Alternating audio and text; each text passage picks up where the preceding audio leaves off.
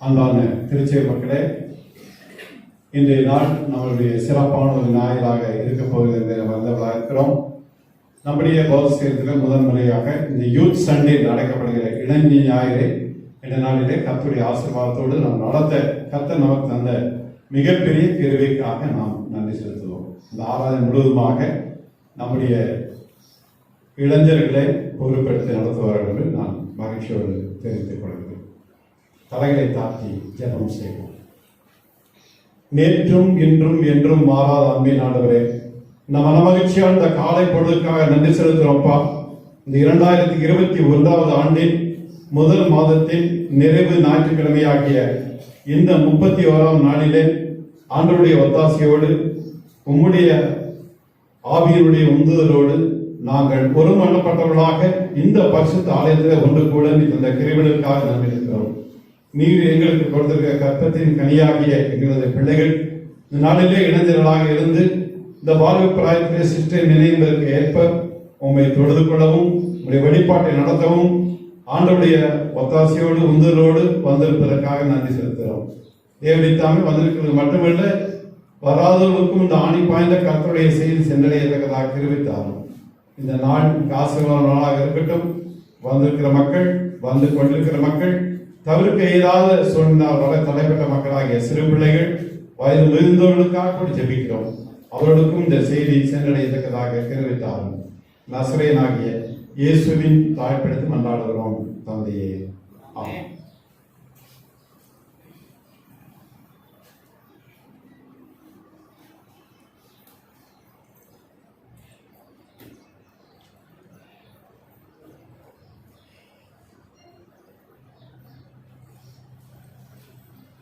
நம்முடைய ஆராதனைக்கு ஆரம்பமாக முதல் பாடலாக பாமாலையிலே 249வது பாடலை பாடுவோம். நல் மீட்பர் பட்டம் நில்லும் ரட்சணிய வீரரே என்ற பாடல்.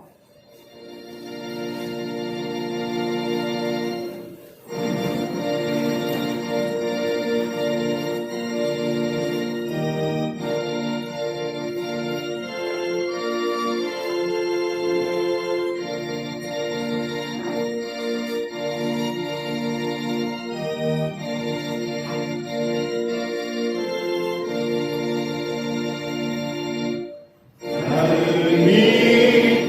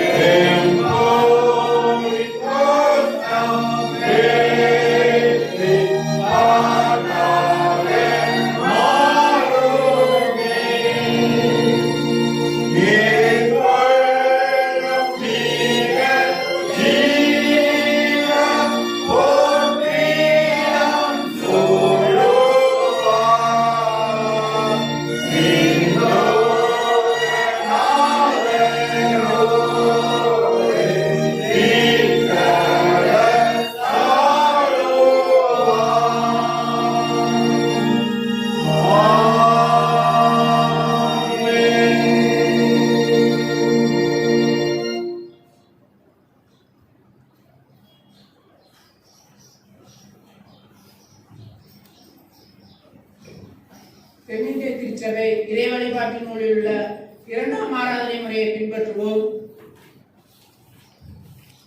நாம் கடவுளை தொழுவோம். கடவுள் ஆவியாய் இருக்கிறார். அவரை தொழுது கொள்கிறவர்கள் ஆவியோடும் உண்மையோடும் அவரை தொழுது கொள்ள வேண்டும். நம்முடைய பிதாவாகிய கடவுளாலும் கர்த்தராகிய இயேசு கிறிஸ்துவினாலும் உங்களுக்கு கிருபையும் சமாதானமும் உண்டாவதாக. இது கர்த்தர் உண்டு பண்ணின நாள். இதிலே கடிகூர்ந்து மகிழ கடவோம். ஆண்டவரே, எங்கள் உதடுகளை திறந்தருளும். பிதாவுக்கும் குமாரனுக்கும் பரிசுத்த ஆவிக்கும் மகிமை உண்டாவதாக. ஆதியிலும் இப்பொழுதும் எப்பொழுதும் போல சதா காலங்களிலும் மகிமை உண்டாவதாக. ஆமென்.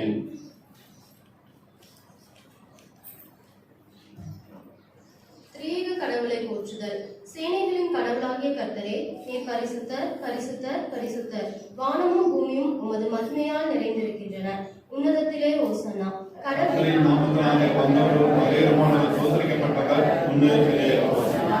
கடவுளே, நீர் பரிசுத்தர். கடவுளே, நீர் பரிசுத்தர். சர்வ வல்லவரே, நீர் பரிசுத்தர். சர்வ வல்லவரே, நீர் பரிசுத்தர். சாபமை உடையவரே, நீர் பரிசுத்தர். சாபமை உடையவரே, நீர் பரிசுத்தர். ஆண்டவரே, எங்களுக்காக சிலுவையில் அறையுண்ட எங்கள் மீட்பரே, எங்கள் மேல் கிருபையாயிரும். ஆண்டவரே, எங்களுக்காக சிலுவையில் அறையுண்ட எங்கள் மீட்பரே, எங்கள் மேல் கிருபையாயிரும். பரிசுத்த ஆவியாகிய ஆண்டவரே, எங்கள் மேல் கிருபையாயிரும். பரிசுத்த ஆவியாகிய ஆண்டவரே, எங்கள் மேல் கிருபையாயிரும். ஆண்டவரே, எங்கள் ஜெபங்களையும் ஆராதனையையும் ஏற்றுக்கொண்டு எங்கள் மேல் கிருபையாயிரும். ஆண்டவரே, எங்கள் மேல் மனதுருகி எங்கள் மேல் கிருபையாயிரும்.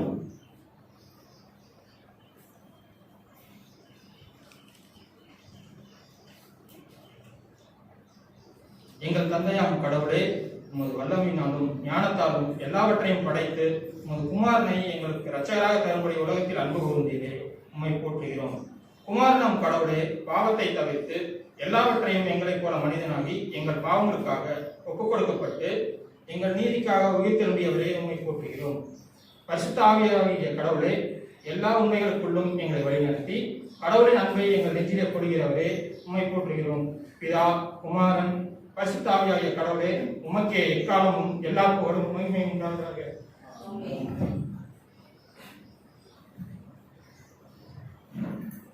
பாவ அறிக்கை. நமக்கு பாவமில்லை என்போமானால் நம்மை நாமே வஞ்சிக்கிறவர்களாகவும் நமக்குள் உண்மை இல்லை.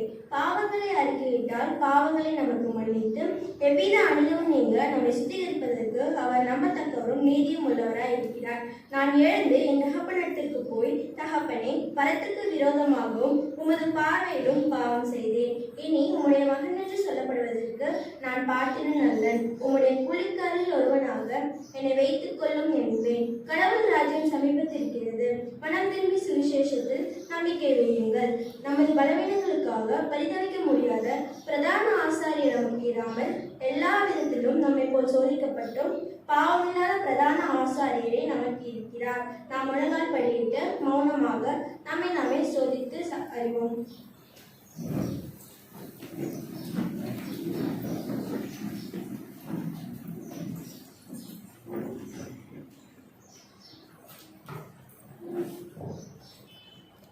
சர்வ வல்லமையுள்ள கடவுளிடத்தில் நாம் நமது பாவங்களை தாழ்மையோடு அறிக்கையிடுவோம்.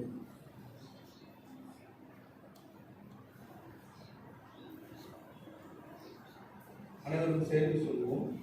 சர்வ வல்லமையும் மிகுந்த இரக்கமுள்ள பிதாவே, தப்பிப்போன ஆடுகளைப் போல நாங்கள் நம்முடைய வழிகளை கருவி அடைந்து போனோம். எங்களை மிகவும் இணங்கி நடந்தோம்.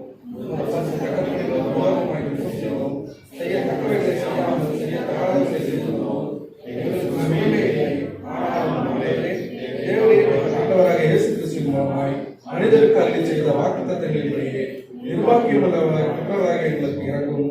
தப்பிதங்களை அறிக்கையிடுகிற எங்கள் மேல் பொறுமையாகவும் பாவத்தில் நிமித்தம் துக்கப்படுகிற எங்களை சீர்படுத்தும். மிகவும் இரக்கமுள்ள பிதாவே, உங்களுடைய பரிசுத்த நாமத்துக்கு மகிமை உண்டாகும்படி நாங்கள் இனி தேவ பக்தியும் நீதியும் தெளிந்த புத்தியும் உள்ளவர்களாய் கடந்து வர இயேசு கிறிஸ்துவ நிமித்தம் எங்களுக்கு கிருபை செய்தோம். ஆமென். சர்வ வல்லமையும் மிகுந்த இரக்கமுள்ள ஆண்டவர் மன்னிப்பையும் பாவ நிவர்த்தியும் நமக்கு கட்டளையிட்டவருடைய வாழ்க்கையை சீர்படுத்துவதற்கான காலத்தையும் தமது பரிசுத்தாவின் கிருபையும் தேற்றுதலையும் தந்தருள்வாராக. ஆமென். ஆண்டவரை துதியுங்கள்.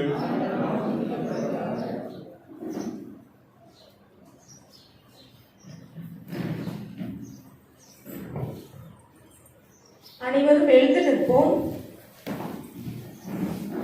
மாறி மாறி வாசிக்க வேண்டிய சங்கீதம் 95.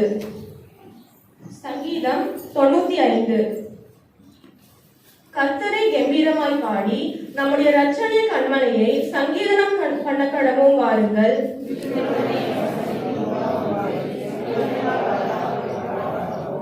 கர்த்தரே மகாதேவனும் எல்லா தேவர்களுக்கும் மகாராஜனுமாய் இருக்கிறார்.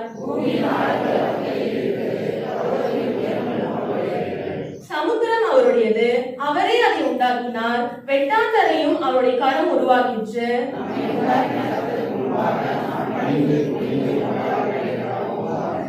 அவர் நம்முடைய தேவன், நாம் அவர் மேய்ச்சலின் ஜனங்களும் அவர் கைக்குள்ளான ஆடுகளுமாமே.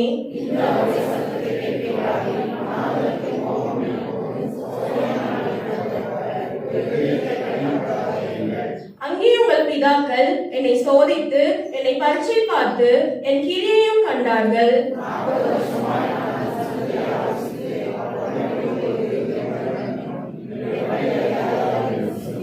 எல்லாரும் சேர்ந்து சொல்லுவோம். என்னுடைய இளைப்பாறுதலில் அவர்கள் பிரவேசிப்பதில்லை என்று என்னுடைய கோபத்திலே ஆணையிட்டேன். பிதாவுக்கும் குமாரனுக்கும் பரிசுத்த ஆவிக்கும் மகிமை உண்டாவதாக. ஆதியிலும் இப்பொழுதும் எப்பொழுதுமான சதா காலங்களில் மகிமை உண்டாவதாக. ஆமென். சபையார் அமர்வோம். முதலாம் திருமறை பகுதி வாசிக்க கேட்போம்.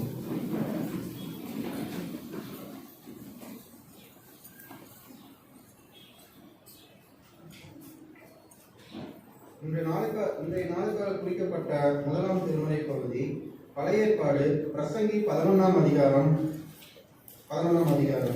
பழைய ஏற்பாடு பிரசங்கி 11ஆம் அதிகாரம். உன் ஆகாரத்தை தண்ணீர்கள் மேல் போடு, அநேக நாட்களுக்கு பின் அதன் பலனை காண்பாய். 7 பேருக்கும் 8 பேருக்கும் பங்கிட்டுக் கொடு. பூமியின் மேல் என்ன ஆபத்து நேரிடுமோ உனக்கு தெரியாது. மேகங்கள் நிறைந்திருந்தால் மழையை பூமியின் பொழியும். மரமானது தெற்கே விழுந்தாலும் வடக்கே விழுந்தாலும் விழுந்த இடத்திலேயே மரம் கிடக்கும். காற்றை கவனிக்கிறவன் விதைக்க மாட்டான், மேகங்களை நோக்குகிறவன் அறுக்க மாட்டான். ஆவியின் வழி இன்னதென்றும் கர்ப்பவதியின் வயிற்றில் எலும்புகள் உருவாகும் விதம் இன்னதென்றும் நீ அறியாதிருக்கிறது போலவே எல்லாவற்றையும் செய்கிற தேவனுடைய செயல்களையும் நீ அறியாய். காலையிலே உன் விதையை விதை, மாலையிலே உன் கையை நெகிழ விடாதே. அதுவோ இதுவோ எது வாய்க்குமோ என்றும் இரண்டும் சரியாய் பயன்படுமோ என்றும் நீ அறியாயே.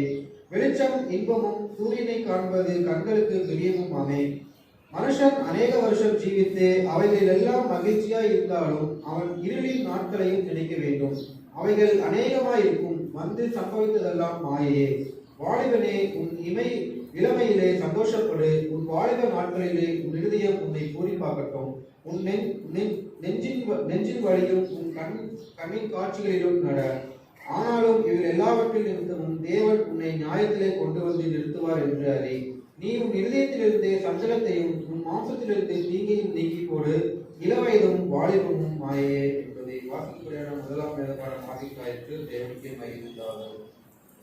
தொடர்ந்து இரண்டாம் திருமறை பகுதி வாசிக்க கேட்போம்.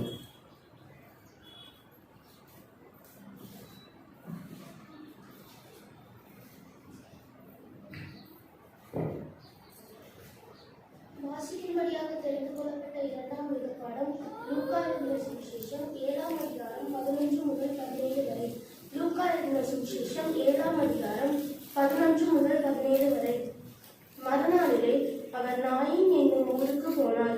அவருடைய சீஷர் அனைவரும் திரளான ஜனங்களும் அவருடனே கூட போனார்கள். அவர் ஊரின் வாசலுக்கு சமீபித்த போது மரித்து போன ஒருவனை அடக்கம் பண்ணும்படி கொண்டு வந்தார்கள். அவன் தன் தாய்க்கு ஒரே மகனாய் இருந்தான். அவளோ கைம்பெண்ணாய் இருந்தாள். ஊராரில் வெகு ஜனங்கள் அவளுடனே கூட வந்தார்கள். கர்த்தர் அவளை பார்த்து அவள் மேல் மனதுருகி அழாதே என்று சொல்லி கிட்ட வந்து பாடையை தொட்டார். அதை சுமந்தவர்கள் நின்றார்கள். அப்பொழுது அவர், வாலிபனே, எழுந்திரு என்று உனக்கு சொல்கிறேன் என்றார். மரித்தவன் எழுந்து உட்கார்ந்து பேசத் தொடங்கினான். அவனை அவன் தாயினிடத்தில் ஒப்புவித்தார். எல்லாரும் பயமடைந்து, மகா தீர்க்கதரிசியானவர் நமக்குள்ளே தோன்றியிருக்கிறார் என்றும் தேவன் தமது ஜனங்களை சந்தித்தார் என்றும் சொல்லி தேவனை மகிமைப்படுத்தினார்கள். இந்த செய்தி யூதேயா தேசங்களிலும் சுற்றியிருக்கிற திசைகள் யாவற்றிலும் பிரசித்தமாயிற்று. வாசிக்கும்படியாக தெரிந்து கொள்ளப்பட்ட பெற்று கிறிஸ்துவே நமக்கு ஸ்தோத்திரம் உண்டாவதாக. ஆமென்.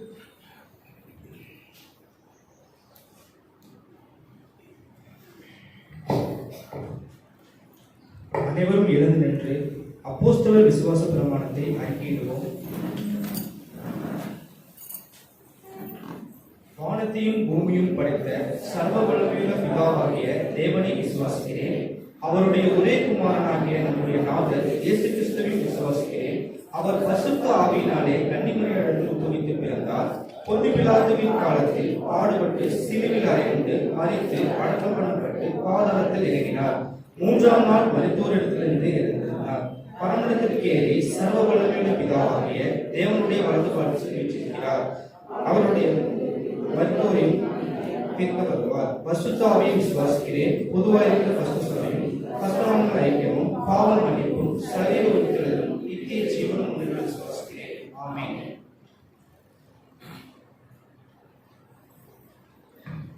கர்த்தர் உங்களோடு இருப்பாராக. ஜெபம் செய்வோம். கர்த்தாவே எங்களுக்கு இறங்கும். கர்த்தாவே எங்களுக்கு இறங்கும். பரமண்டலத்தில் இருக்கிற எங்கள் பிதாவே, உம்முடைய நாமம் பரிசுத்தப்படுவதாக. உம்முடைய ராஜ்யம் வருவதாக. உம்முடைய சித்தம் பரமண்டலத்தில் செயல்படுகிறது போல பூமியிலேயும் செயல்படுவதாக. அன்றிலுள்ள எங்கள் அப்பத்தை எங்களுக்கு இன்று தாரும். எங்களுக்கு விரோதமாய் குற்றம் செய்கிறவர்களுக்கு நாங்கள் மன்னிக்கிறது போல எங்கள் குற்றங்களை எங்களுக்கு மன்னியும். எங்களை சோதனைக்குள் பிரவேசிக்க பண்ணாமல் தீமை நின்று எங்களை ரசித்துக் கொள்ளும். ராஜ்யமும் வல்லமையும் மகிமையும் என்றென்றைக்கும் உம்முடையவே. ஆமென். அனைவரும் மறுமொழி சொல்லுவோம். ஆண்டவரே, உமது இரக்கத்தை எங்களுக்கு காண்பியும். ஆண்டவரே, எங்களை ஆளுபவர்களை வழிநடத்தும். உம்முடைய பணிவிடைக்காரருக்கு நீதியை கற்பியும். ஆண்டவரே, உமது ஜனத்தை ரட்சியும். ஆண்டவரே, எங்கள் காலத்தில் சமாதானத்தை தந்தருளும். கடவுளே, எங்கள் இருதயங்களை சுத்திகரியும்.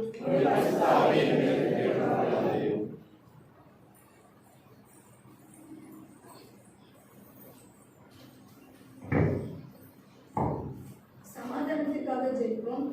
சமாதானத்துக்கு காரணரும் ஏக சிந்தையை விரும்புகிறவருமாகிய கடவுளை, உம்மை அறிவதை நித்திய ஜீவன், உம்மை சேவிப்பதை மெய் சுவாதீனம், தேவனிலே தஞ்சமாக கொண்டிருக்கிற உமது அடியாராகிய நாங்கள் எந்த விரோதிகளுடைய வல்லமைக்கும் பயப்படாதிருக்கும்படியாக எங்கள் சத்துருக்கள் செய்கிற எல்லா பிரயத்தனங்களின்று எங்கள் ஆண்டவர் இயேசு கிறிஸ்துவின் வல்லமையினால் எங்களை காப்பாற்றியர்களும்.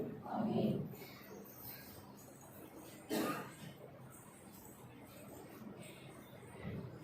தேவ கிருபைக்காக ஜெபிப்போம். சர்வ வல்லமையுள்ள நித்திய கடவுளே, இந்நாள் வரையும் எங்களை சுகமாய் நடத்தி வந்த எங்கள் பரமபிதாவாகிய ஆண்டவரே, நாளிலும் உமது மிகுந்த வல்லமையால் எங்களை காப்பாற்றி நாங்கள் யாதொரு பாவத்துக்கு உட்படாமலும் எவ்விதமான மோசத்தில் அகப்படாமலும் உமது பார்வைக்கு நீதியாய் இருக்கிறதை எப்பொழுதும் செய்கிறதற்கு நாங்கள் செய்கிற எல்லாவற்றையும் உம்முடைய ஆளுகையினாலே நடத்தியருள வேண்டும் என்று எங்கள் ஆண்டவர் இயேசு கிறிஸ்துவின் மூலமாய் வேண்டிக் கொள்கிறோம். ஆமென்.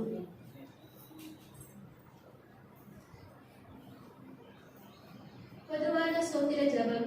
சர்வ வல்லமையுள்ள கடவுளே, சர்வ ஜீவ தயாரியாளர்களாகவே அபாரமான அடியாராகிய எங்களுக்கும் மற்றெல்லா மனிதருக்கும் தேவதையாகவே செய்த கிருபைக்காகவும் அன்புள்ள தயவுக்காகவும் நாங்கள் மிகுந்த தாழ்மையோடும் முழு இதயத்தோடும் சுமத சோத்திரம் செய்கிறோம்.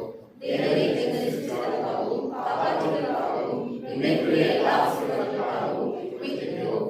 விசேஷமாய் எங்கள் ஆண்டவராகிய இயேசு கிறிஸ்துவினாலே உலகத்தை மீட்டுக் கொண்ட அன்புக்காகவும்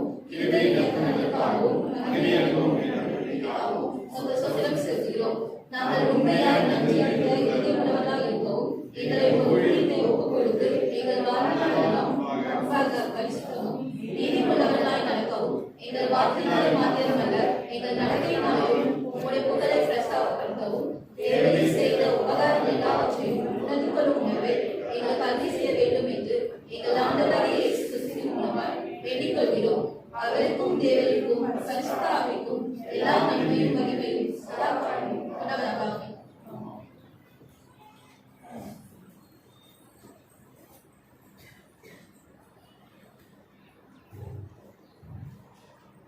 மன்றாட்டு ஜெபம். நமது ஆலயத்தில் உள்ள வாலிப பிள்ளைகளுக்காக ஜெபிப்போம். இன்று நமது ஆலயத்தில் சிறப்பு செய்தி கொடுக்கும் திரு டேனியல் ஐயா அவர்களுக்கும் அவரது குடும்பத்தினருக்கும் அவரது ஊழியங்களுக்காகவும் ஜெபிப்போம். உடல் நலக்குறைவினால் மருத்துவமனையில் இருப்போர், இல்லறங்களில் இருப்போர் அனைவருக்காகவும் ஜெபிப்போம். நமது திருச்சபையில் உள்ள அனைத்து சிறு பிள்ளைகளுக்காகவும் அவருடைய படைப்பின் காரியங்களுக்காகவும் நாம் ஜெபிப்போம். நமது ஆலயத்தில் நடக்கும் பெண்கள் ஐக்கிய சங்கத்திற்காகவும் வெள்ளிக்கிழமை நடக்கும் ஜபக்கூடங்களுக்காகவும் ஜெபிப்போம். நாளை துவங்க இருக்கும் புதிய மாதங்களுக்காகவும் திருவிருந்து ஆராதனைக்காகவும் ஜெபிப்போம்.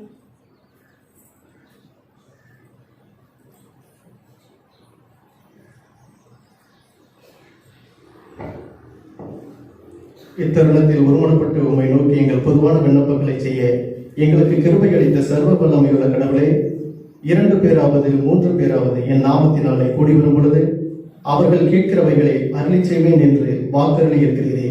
கர்த்தாவே, உமது அடியாராக எங்களுக்கு வேண்டிய நன்மைகள் உண்டாக எங்கள் விருப்பங்களையும் வேண்டுதல்களையும் இப்பொழுது நிறைவேற்றி இம்மையிலே உம்முடைய சத்தியத்தை அறிகிற அறிவையும் மறுமையிலே நித்திய ஜீவனையும் எங்களுக்கு கட்டளையிட்டருளும். ஆமென். இப்பொழுது நமது வாலிப பிள்ளைகள் ஒரு சிறப்பு பாடலை பாடுவார்கள்.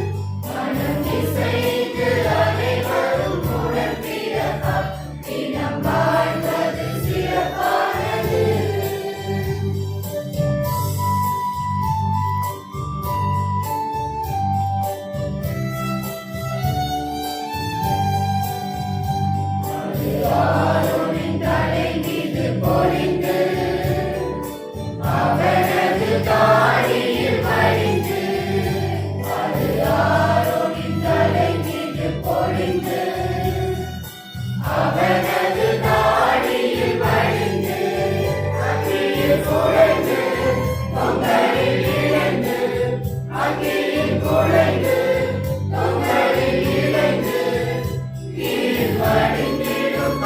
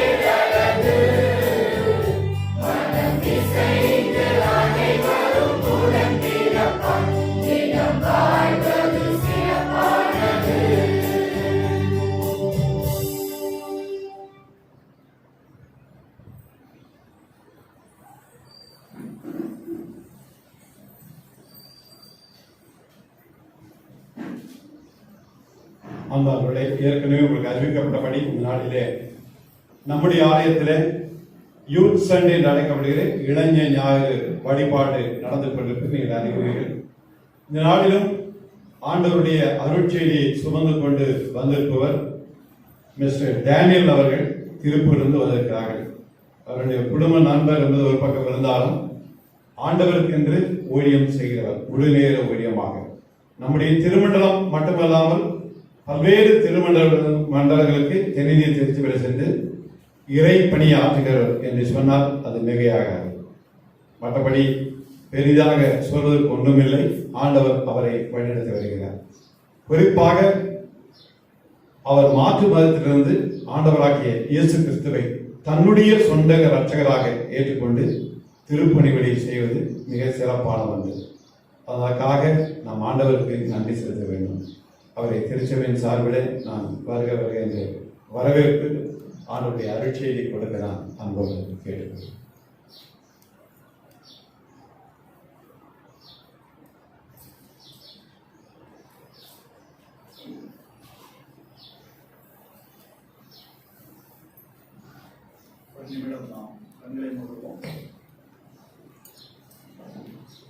மகா பரிசுத்தமும் இரக்கமும் கிருபை நிறைந்த எங்கள் நல்ல பிதாவே,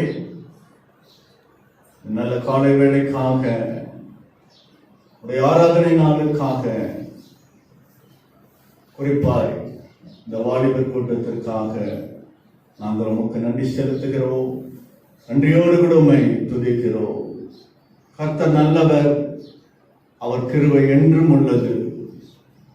ஆம் தகப்பனே, திருச்சபையாராய் நாங்கள் ஒன்று கூடி உங்களுடைய நாமத்தை நாங்கள் உயர்த்துகிறோம். என் நாமத்தை பிரஸ்தாபப்படுத்தும் எந்த சூழ்நிலையிலும் ஆண்டவர் நீர் எங்களோடு கூட இருக்கிறீர், நீங்கள் சமீபமாய் இருக்கிறீர். உமக்கு நாங்கள் நன்றி செலுத்துகிறோம். இந்த நாளிலும் கூட இந்த திருச்சபை குடும்பத்தார் யாவரையும் இந்த இடத்திலே கொண்டு வந்து உமக்கு ஆராதனை செய்யவும், உடைய நல்வார்த்தைகளை கேட்கவும், இந்த நாளை நீர் எங்களுக்காக தெரிந்து கொண்டதற்காக உம்மை ஸ்தோத்திரிக்கிறோம், உம்மை துதிக்கிறோம். உமக்கு நாங்கள் நன்றி செலுத்துகிறோம். கர்த்தருடைய சத்தம் வல்லமை உள்ளது. ஆண்டவர் என்றென்றும் நம்முடைய ஜனங்களோடு கூட பேசுகிறவர் என்பதை நாங்கள் அறிந்து விசுவாசித்திருக்கிறோம். இன்றும் இந்த வாலிபர் கூட்டத்திலே ஆம் ஆண்டவரே, உடைய வார்த்தைகளை அடியேன் பேசுவதற்கு ஒரு விசை கூட எங்களை தகுதிப்படுத்துவீராக. தொடர்ந்து நல் வார்த்தைகளை எங்களோடு கூட பேசி இடைவெளியாக நன்றி செலுத்துகிறோம். நன்றியோடு கூட ஸ்தோத்திரிக்கிறோம். ஆண்டவராக இருக்கிற இயேசு கிறிஸ்துவின் நாமத்தில் ஜெபிக்கிறோம் எங்கள் ஜீவனுள்ள நல்ல பிதாவே, ஆமென், ஆமென். ஆண்டவராக இருக்கிற இயேசு கிறிஸ்துவின் நாமத்திலே யாவருக்கும் எங்கள் அன்பான வாழ்த்துக்களை நாங்கள் முதலாவது அறிவித்துக் கொள்கிறோம். குறிப்பாய் அன்பான ஆயர் அவர்கள் 15 வருடமாக நாங்கள் அவரோடு கூட இணைந்து ஊழியம் செய்கிறோம். அருமையான குடும்பம், ஊழிய குடும்பம், ஊழியத்திற்கென்று அழைக்கப்பட்ட குடும்பம். ஐயா எந்த இடத்திற்கு போனாலும் அட்லீஸ்ட் ஒரு முறையாவது வந்து விடுவேன். அதன்படி இந்த நாளிலும் கூட இந்த வாலிபர் கூட்டத்திற்காக எங்களை கொண்டு வந்த தேவனுக்கு முதலாவது நாங்கள் நன்றி செலுத்திவிட்டு தொடர்ந்து மீண்டும் இப்படிப்பட்ட மூத்த ஆயர்களோடு கூட அவருடைய ஊழியத்தை நிறைவேற்றுவதற்கு தேவன் கொடுத்த ஒரு நல்ல ஸ்லாக்கியம். அதற்காக ஆண்டவருக்கு மீண்டும் நாங்கள் நன்றி செலுத்துகிறோம். தொடர்ந்து இப்படிப்பட்ட மூத்த ஆயர்கள் உங்களை வழிநடத்துவது நீங்கள் செய்த ஒரு பெரிய பாக்கியம் என்றே நாங்கள் கருதுகிறோம். ஏனென்றால் நம்ம திருமண்டலத்திலே நல்ல ஆயர் என்று சொல்லுகிறவர் ஒரு சிலரே. அந்த ஒரு சிலரிலே ஐயாவும் ஒருவர். அவருக்காக, அவருடைய குடும்பங்களுக்காக, அவருடைய ஊழியங்களுக்காக நான் கர்த்தரை அதிகமாய் துதிக்கிறேன். என்னை குறித்து பேசும் பொழுது ஐயா சொன்னதை போல ஒரு வைராக்கியமான ஒரு இந்து குடும்பத்திலிருந்து புறப்பட்டு வந்தவர். என்னுடைய தகப்பனார் ஒரு மாவட்டத்தின் கல்வி அதிகாரி, டிஓ, டீச்சராக இருக்கவங்களுக்கு தெரியும் டிஓக்கு என்ன பவர் இருக்கு. டிஸ்ட்ரிக்ட் எஜுகேஷனல் ஆஃபீஸர் எங்களெல்லாம் நல்லா படிக்க வச்சாரு. எங்க குடும்பத்திலும் எல்லாமே டீச்சர்ஸ் ஃபேமிலி. அக்கா ஹெச்எம், அண்ணன் ஹெச்எம், அடையன் ஒருவன் மாத்திரமே திருப்பூர் பட்டணத்திலே ஒரு பெரிய தொழிலதிபராக இருந்தவன். ஆண்டவரை அறிந்த பிறகு இந்த தொழிலை எல்லாம் தூக்கி எறிந்து விட்டு ஆண்டவருக்காக கர்த்தருடைய ஊழியத்தை எல்லா திருமண்டலங்களிலும், நாட் ஒன்லி கோயம்புத்தூர் திருமண்டலம், எல்லா திருமண்டலங்களிலும் தென்னிந்திய திருச்சபைகளிலும் நாங்கள் கடந்து போய் கர்த்தருடைய ஊழியத்தை என்னுடைய கிருபையினால் நிறைவேற்றி வருகிறோம். வேதம் அதான் எனக்கு ரொம்ப பிரியமான ஒன்று. அவ்வளோ சீக்கிரம் நான் வேதத்தை திறந்து பேச மாட்டேன். எந்த ஒரு குறிப்பும் கூட நான் இந்த இடத்துல வைத்திருக்கவில்லை. அதே சமயத்தில் உங்களை வாசிக்கவும் அவ்வளவாக சொல்ல மாட்டேன். பைபிள் மேலே ஒரு ஆர்வம், வேதத்தின் மேலே. சங்கீதம் 119 சங்கீதம் 97 வசனம் சொல்லுகிறது, வேதத்திலே நான் எவ்வளவு பிரியமாய் இருக்கிறேன், அது நாள் முழுவதும் என் தியானம். வேதத்திலே பிரியமாய் இருப்பவர்களுக்கு தேவன் கொடுக்கிற ஒரு விசேஷித்த காரியம், நாள் முழுவதும் என் தியானம். வேத புஸ்தகங்களை சும்மா படிச்சுட்டு போறது பெருசா பெரிய விஷயம் கிடையாது. நீங்க சொல்லலாம், நான் 3 மாசத்துல வேதத்தை முடிச்சுட்டேன், இன்னைக்கு 10 அதிகாரம் படிச்சேன். அது ஒரு பெரிய சிறப்பு கிடையாது. வேதத்தோடு இணைந்து அதற்கேற்ற தியானத்தோடு நாம் இருக்கும் பொழுதுதான் வேதத்தை நீங்கள் படித்ததற்குரிய முழு அர்த்தமும் உங்களுக்கு புரியும். அப்படியாக இந்த வேதத்தை குறித்து ஒரு பெரிய மகிழ்ச்சி எனக்குள்ளே. நான் ஊழியத்துக்கு வந்த ஒரு முக்கிய காரணமே பைபிள் தான். நல்ல ஆண்டவர் எங்களுக்கு கொடுத்த நல்ல சாத்தியம், இந்த வேத ஞானம் என்று சொல்ல முடியும். அதற்காக நாங்கள் ஆண்டவருக்கு அதிகமாய் நன்றி செலுத்துகிறோம். இப்படியாக ஒரு வைராக்கியமான இந்து குடும்பத்திலிருந்து புறப்பட்டு வந்த என்னை தேவன் வேறு பிரித்தார். ஒரு கிறிஸ்துவ பெண்ணை திருமணம் செய்து கொண்டேன். அதன் நிமித்தமாக இந்த ஒரு சாக்கியத்தை நான் பெற்றுக்கொண்டேன். ஆண்டவருடைய ஊழியத்தை எல்லா திருமணங்களிலும் என்னுடைய கிருபையினால் நாங்கள் நிறைவேற்றி வருகிறோம். இன்னும் கூட என்னை குறித்து அநேக காரியங்களை சொல்லலாம். ஆனால் திஸ் இஸ் ஒரு ஆர்டர் ஆஃப் சர்வீஸ். அதுக்கு ஏற்றபடி அதுவும் விசேஷமான ஒரு ஞாயிறு, யூத் சண்டே என்று சொல்லுவாங்க. அப்படி இந்த வாலிப ஞாயிறிலே வாலிபர்களை குறித்து நம்ம அதிகமாக, ஏன்னா இன்றைய சமுதாயம் யார்கிட்ட இருக்குன்னு கேட்டீங்கன்னா வாலிபர்கிட்ட தான் இருக்கு. இந்த திருமண்டலமும் வாலிபர்கிட்ட தான் இருக்கு. வாலிபர்கள் ஒரு ஐக்கியம், மிகப்பெரிய ஒரு ஐக்கியம். அந்த வாலிபர்கள் ஒன்று சேரும் பொழுதுதான் இந்த திருச்சபை கூட எடுத்துக் கொள்ளுங்கள். வாலிபர் ஒரு ஐக்கியமாய் ஒரு மனத்தோடு கூட ஒன்று சேர்த்தீர்கள் என்றால் இன்னும் கூட போத்தனூர் திருச்சபை மாதிரி இந்த திருச்சபையை வாலிபர்கள் ஒன்று சேர்ந்து உருவாக்க முடியும். அநேக ஜனங்களை கொண்டு வர முடியும். வாலிபர்களுக்கென்று ஆண்டவர் அநேக ஞானங்களை, விசேஷித்த நல்ல சுபாவங்களை எல்லாம் ஆண்டவர் வாலிபர்களுக்கு கொடுத்திருக்கிறார். ஆனால் அதை பயன்படுத்துகிற விதம் தான் ரொம்ப முக்கியம். அநேக சத்தியங்களை கேட்கிறீர்கள். ஒரு சில வாலிபர்கள் தன்னை தேவனுக்காக அர்ப்பணித்துக் கொள்கிறார்கள். ஒரு சில வாலிபர்கள் ஏனோ தானோ என்று வாழ்ந்து கொண்டிருக்கிறார். வாலிப பருவம் ஒரு தடுமாறுகிற ஒரு பருவம். இந்த வாலிப பருவத்தில் நீங்க ஜெயிச்சிட்டீங்கன்னா கவலையே பட வேண்டும். நான் என்னுடைய வாலிப பருவத்திலே ஒரு வைராக்கியமான இந்து மனிதன், பொட்டு வச்சிருப்பேன். எல்லா இந்து கோயிலுக்கும் இந்த தமிழ்நாட்டில் இருக்கிற நான் போகாத இந்து கோயிலே கிடையாது. நான் இன்னைக்கு எந்தெந்த இந்து கோயிலுக்கு போறேனோ அங்கே பக்கத்தில் இருக்கிற கிறிஸ்துவ ஆலயத்திற்கு, கிறிஸ்துவ சபைக்கு நான் போறேன். அப்படின்னா பார்த்துங்க, திருப்பதிக்கு பலமுறை போயிருக்கேன். ஆம்பூர்ல எத்தனையோ திருச்சபையில பேசியிருக்கேன். வெள்ளூர் திருமண்டலத்தில் அநேக திருச்சபையில பேசியிருக்கேன். அப்படியாக வாலிப பருவத்தை மிக மிக ஒரு முக்கியமான ஒரு பருவம். அது தடுமாறுகிற பருவமாக இருந்தாலும் உங்க டிசிஷன், நீங்க எடுக்கிற அந்த முக்கியமான காரியங்கள் தான் உங்களுக்கு ரொம்ப ரொம்ப முக்கியம். வேதத்திலே வாலிபர்களை குறித்து அதிகமாய் எழுதப்பட்டு இருக்கிறது. இன்று நாம் வாலிப இந்த ஐக்கியத்தை முக்கியத்துவப்படுத்திக் கொண்டிருக்கிறோம். வாலிபர்களாக சேர்ந்து இந்த ஆராதனையை நீங்கள் செய்தீர்கள். அது உண்மையிலேயே தேவனுக்கு ஒரு மகிமை. அப்படியே இந்த வாலிபர்கள் எல்லாம் இந்த திருச்சபையில எழுப்பிவிட்டீர்கள் என்றால் இன்னும் கூட இந்த திருச்சபை நன்றாக வளரும்.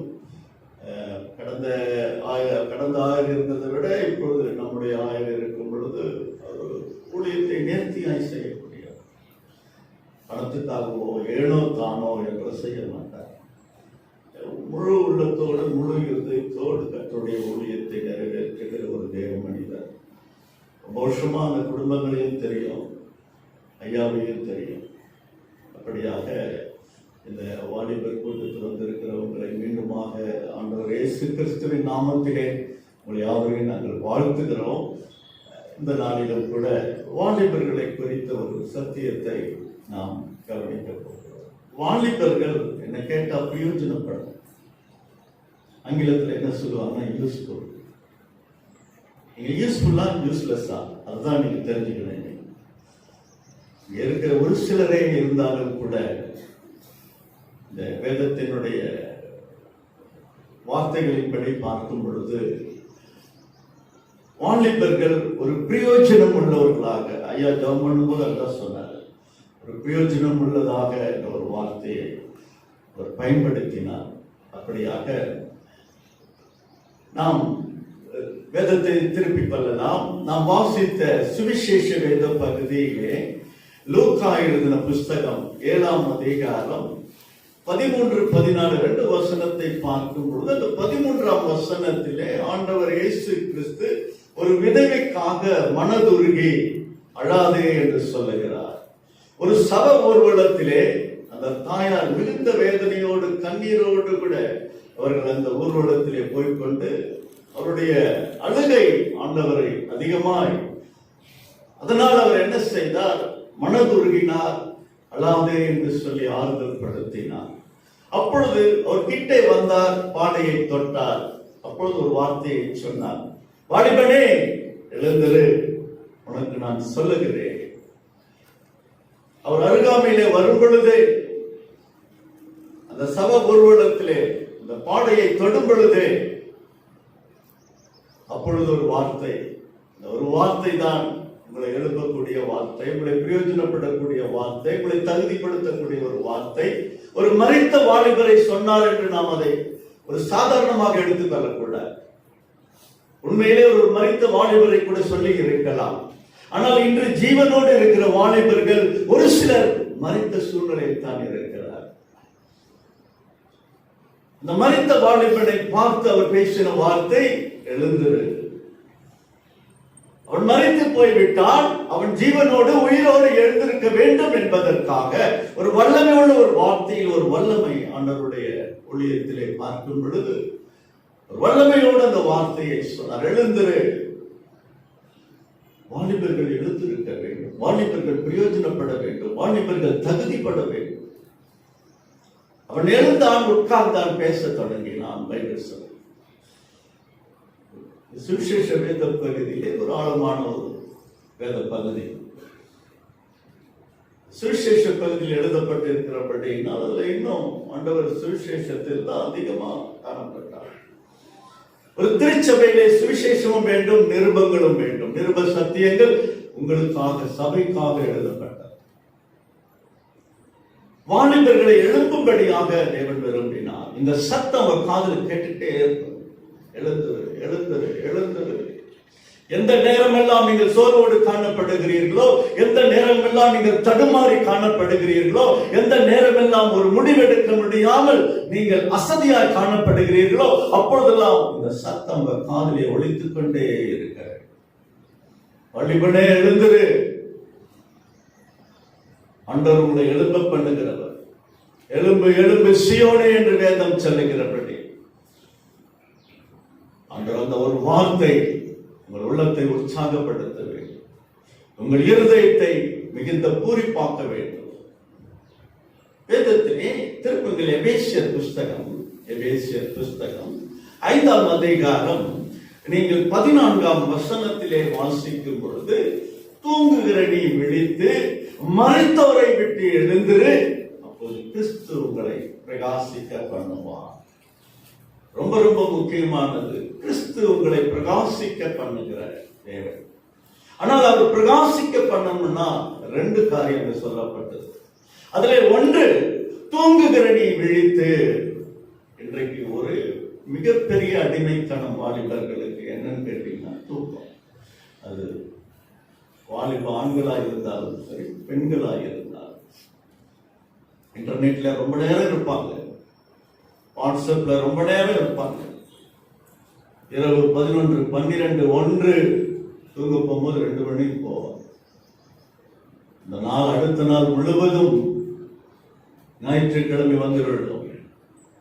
அவங்க அப்பா அம்மா அவசரப்படுவாங்க, ஆலயத்துக்கு போகணும், எழுந்துரு. நீங்க வாலிபர்கள் இந்த தூக்கத்துக்கு அடிமையாகியிருக்கிறார்கள். கிறிஸ்து உங்களை பிரகாசிக்க செய்ய வேண்டும் அல்லவா, ஒரு பிரகாசத்தை தர வேண்டும் அல்லவா. உங்களுடைய வாலிப பருவத்திலே எழுந்திரு என்று சொன்னவர் உங்களை பிரகாசிக்க வைக்கிற தேவன் அல்லவா. ஆனால் வாலிபர்கள் தூக்கத்தை விட்டு, வேதம் சொல்லுகிறது, திருப்புங்கள் நீதிமொழி புஸ்தகம்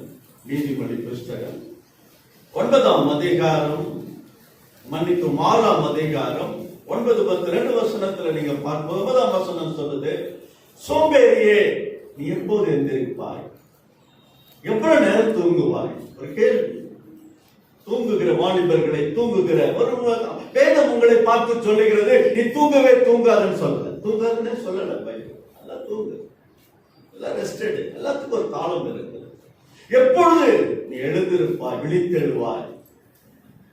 இன்னும் கையை முடக்கிக் கொண்டு நித்திரை அடைவாயோ, இன்னும் கொஞ்ச நேரம் தூங்கட்டும், இன்னும் கொஞ்ச நேரம் உறங்கட்டும், இன்னும் கொஞ்ச நேரம் கையை முடக்கி தூங்க நித்திரை பண்ணட்டும் என்பாயோ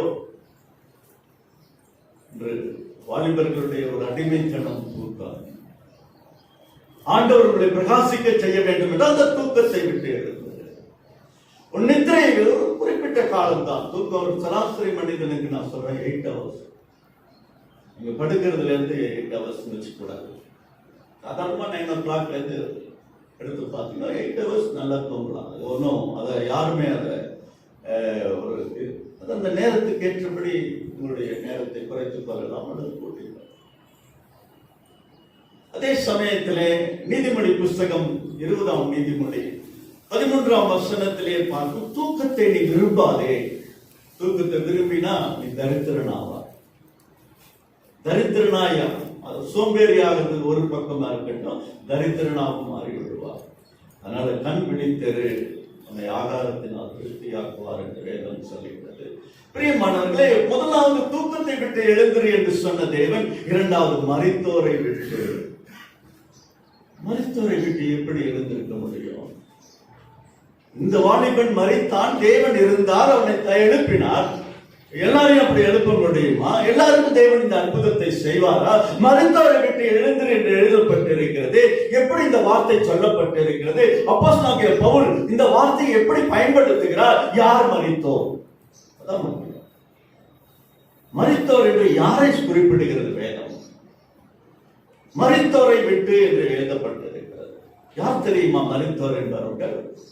திருப்புகள் 1 தீமோத்தேயு புஸ்தகம் 5ஆம் அதிகாரம் 6வது வசனத்திலே பார்க்கும் பொழுது, சுகமோகமாய் வாழ்கிறவன் உயிரோடு கூட செத்தவன். ஆடம்பரம், கவர்ச்சி,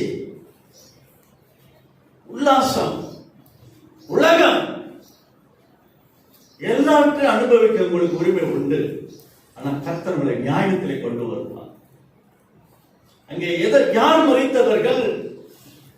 ஆடம்பரமாய் வாழ்கிறவர்கள், சிற்றின்பத்திலே வாழ்கிறவர்கள், அவர்கள் உயிரோடு கூட சேர்த்தவர்கள். அவர்களைத்தான் அப்போஸ்தலனாகிய பவுல் மரித்தோரை விட்டு, இந்த உலக கவர்ச்சியை விட்டு, இந்த ஆடம்பரங்களை விட்டு நீ எழுந்திருக்க வேண்டும். அப்போதான் கிறிஸ்து உன்னை பிரகாசிக்க செய்வார். பிரியமானவர்களே, நாம் வாலிபர்கள், ஒரு வாலிபரை குறித்து உங்களிடத்தில் பேசும்படி நான் விரும்புகிறேன். வேதத்தில் சொல்லப்பட்ட ஒரு வாலிபர், திருப்பி வைத்துக் கொள்ளுங்கள். மத்தேயு புஸ்தகத்திலே 19ஆம் அதிகாரம் 22வது வசனத்திலே பார்க்கும் பொழுது, ஒரு வாலிபன் அவன் மிகுந்த ஆஸ்தி உள்ளவனாய் இருந்தபடியினால் அவன் துக்கத்தோடு கூட போய்விட்டான். ஒரு அருமையான ஒரு வாலிபனை பார்க்கிறார். இன்னொரு வேத பகுதியில் நம்ம அழகா பார்க்கலாம். திருப்புங்கள் மார்க் எழுதின புஸ்தகம் 10ஆம் அதிகாரம் 17ஆம் வசனத்தில் இருந்து. ஏனென்றால் இந்த வேத பகுதியில வாலிபன் என்று குறிப்பிடவில்லை. இதே வாலிபனை அந்த வேத பகுதியிலே வாலிபன் என்று குறிப்பிடப்பட்டிருக்கிறது. இந்த வாலிபனை குறித்து இயேசு வந்து கொண்டிருக்கும் பொழுது அவன் ஓடி வந்து அவரிடத்தில் முழங்கால் படியிட்டு, நல்ல போதகரே, நித்திய ஜீவனை பெற்றுக்கொள்ள நான் என்ன செய்ய வேண்டும்? ஒரு அற்புதமான ஒரு கேள்வி. உங்கள் வாலிப பருவத்திலே இப்பொழுதும் இருக்கிறீர்கள். இந்த வாலிப பருவத்திலே ஒரு ஞானமான ஒரு கேள்வியை நீங்கள் கேட்டிருக்க கூடுமோ? பொதுவாக நாங்கள் எல்லாம் வாலிப பருவத்தை கடந்துதான் வந்திருக்கிறோம். ஏன்னா நாங்களும் கூட இப்படிப்பட்ட ஒரு கேள்வி. அங்கே ஒரு நல்ல வேத வசனம், அந்த வசனம் 17ஆம் வசனம், இயேசுவிடத்தில் வேகமாய் ஓடி வருகிறான். அது எதை காண்பிக்கிறது? அவன் கர்த்தரிடத்தில் இருக்கிற பயத்தை காண்பிக்கிறது. வேகமாய் ஓடி வந்த மனிதன் முழங்கால் படியிடுகிறான். அது எதற்கு அடையாளமாக இருக்கிறது? அவன் கர்த்தரிடத்திலே வைத்த தாழ்மைக்கு அடையாளமா.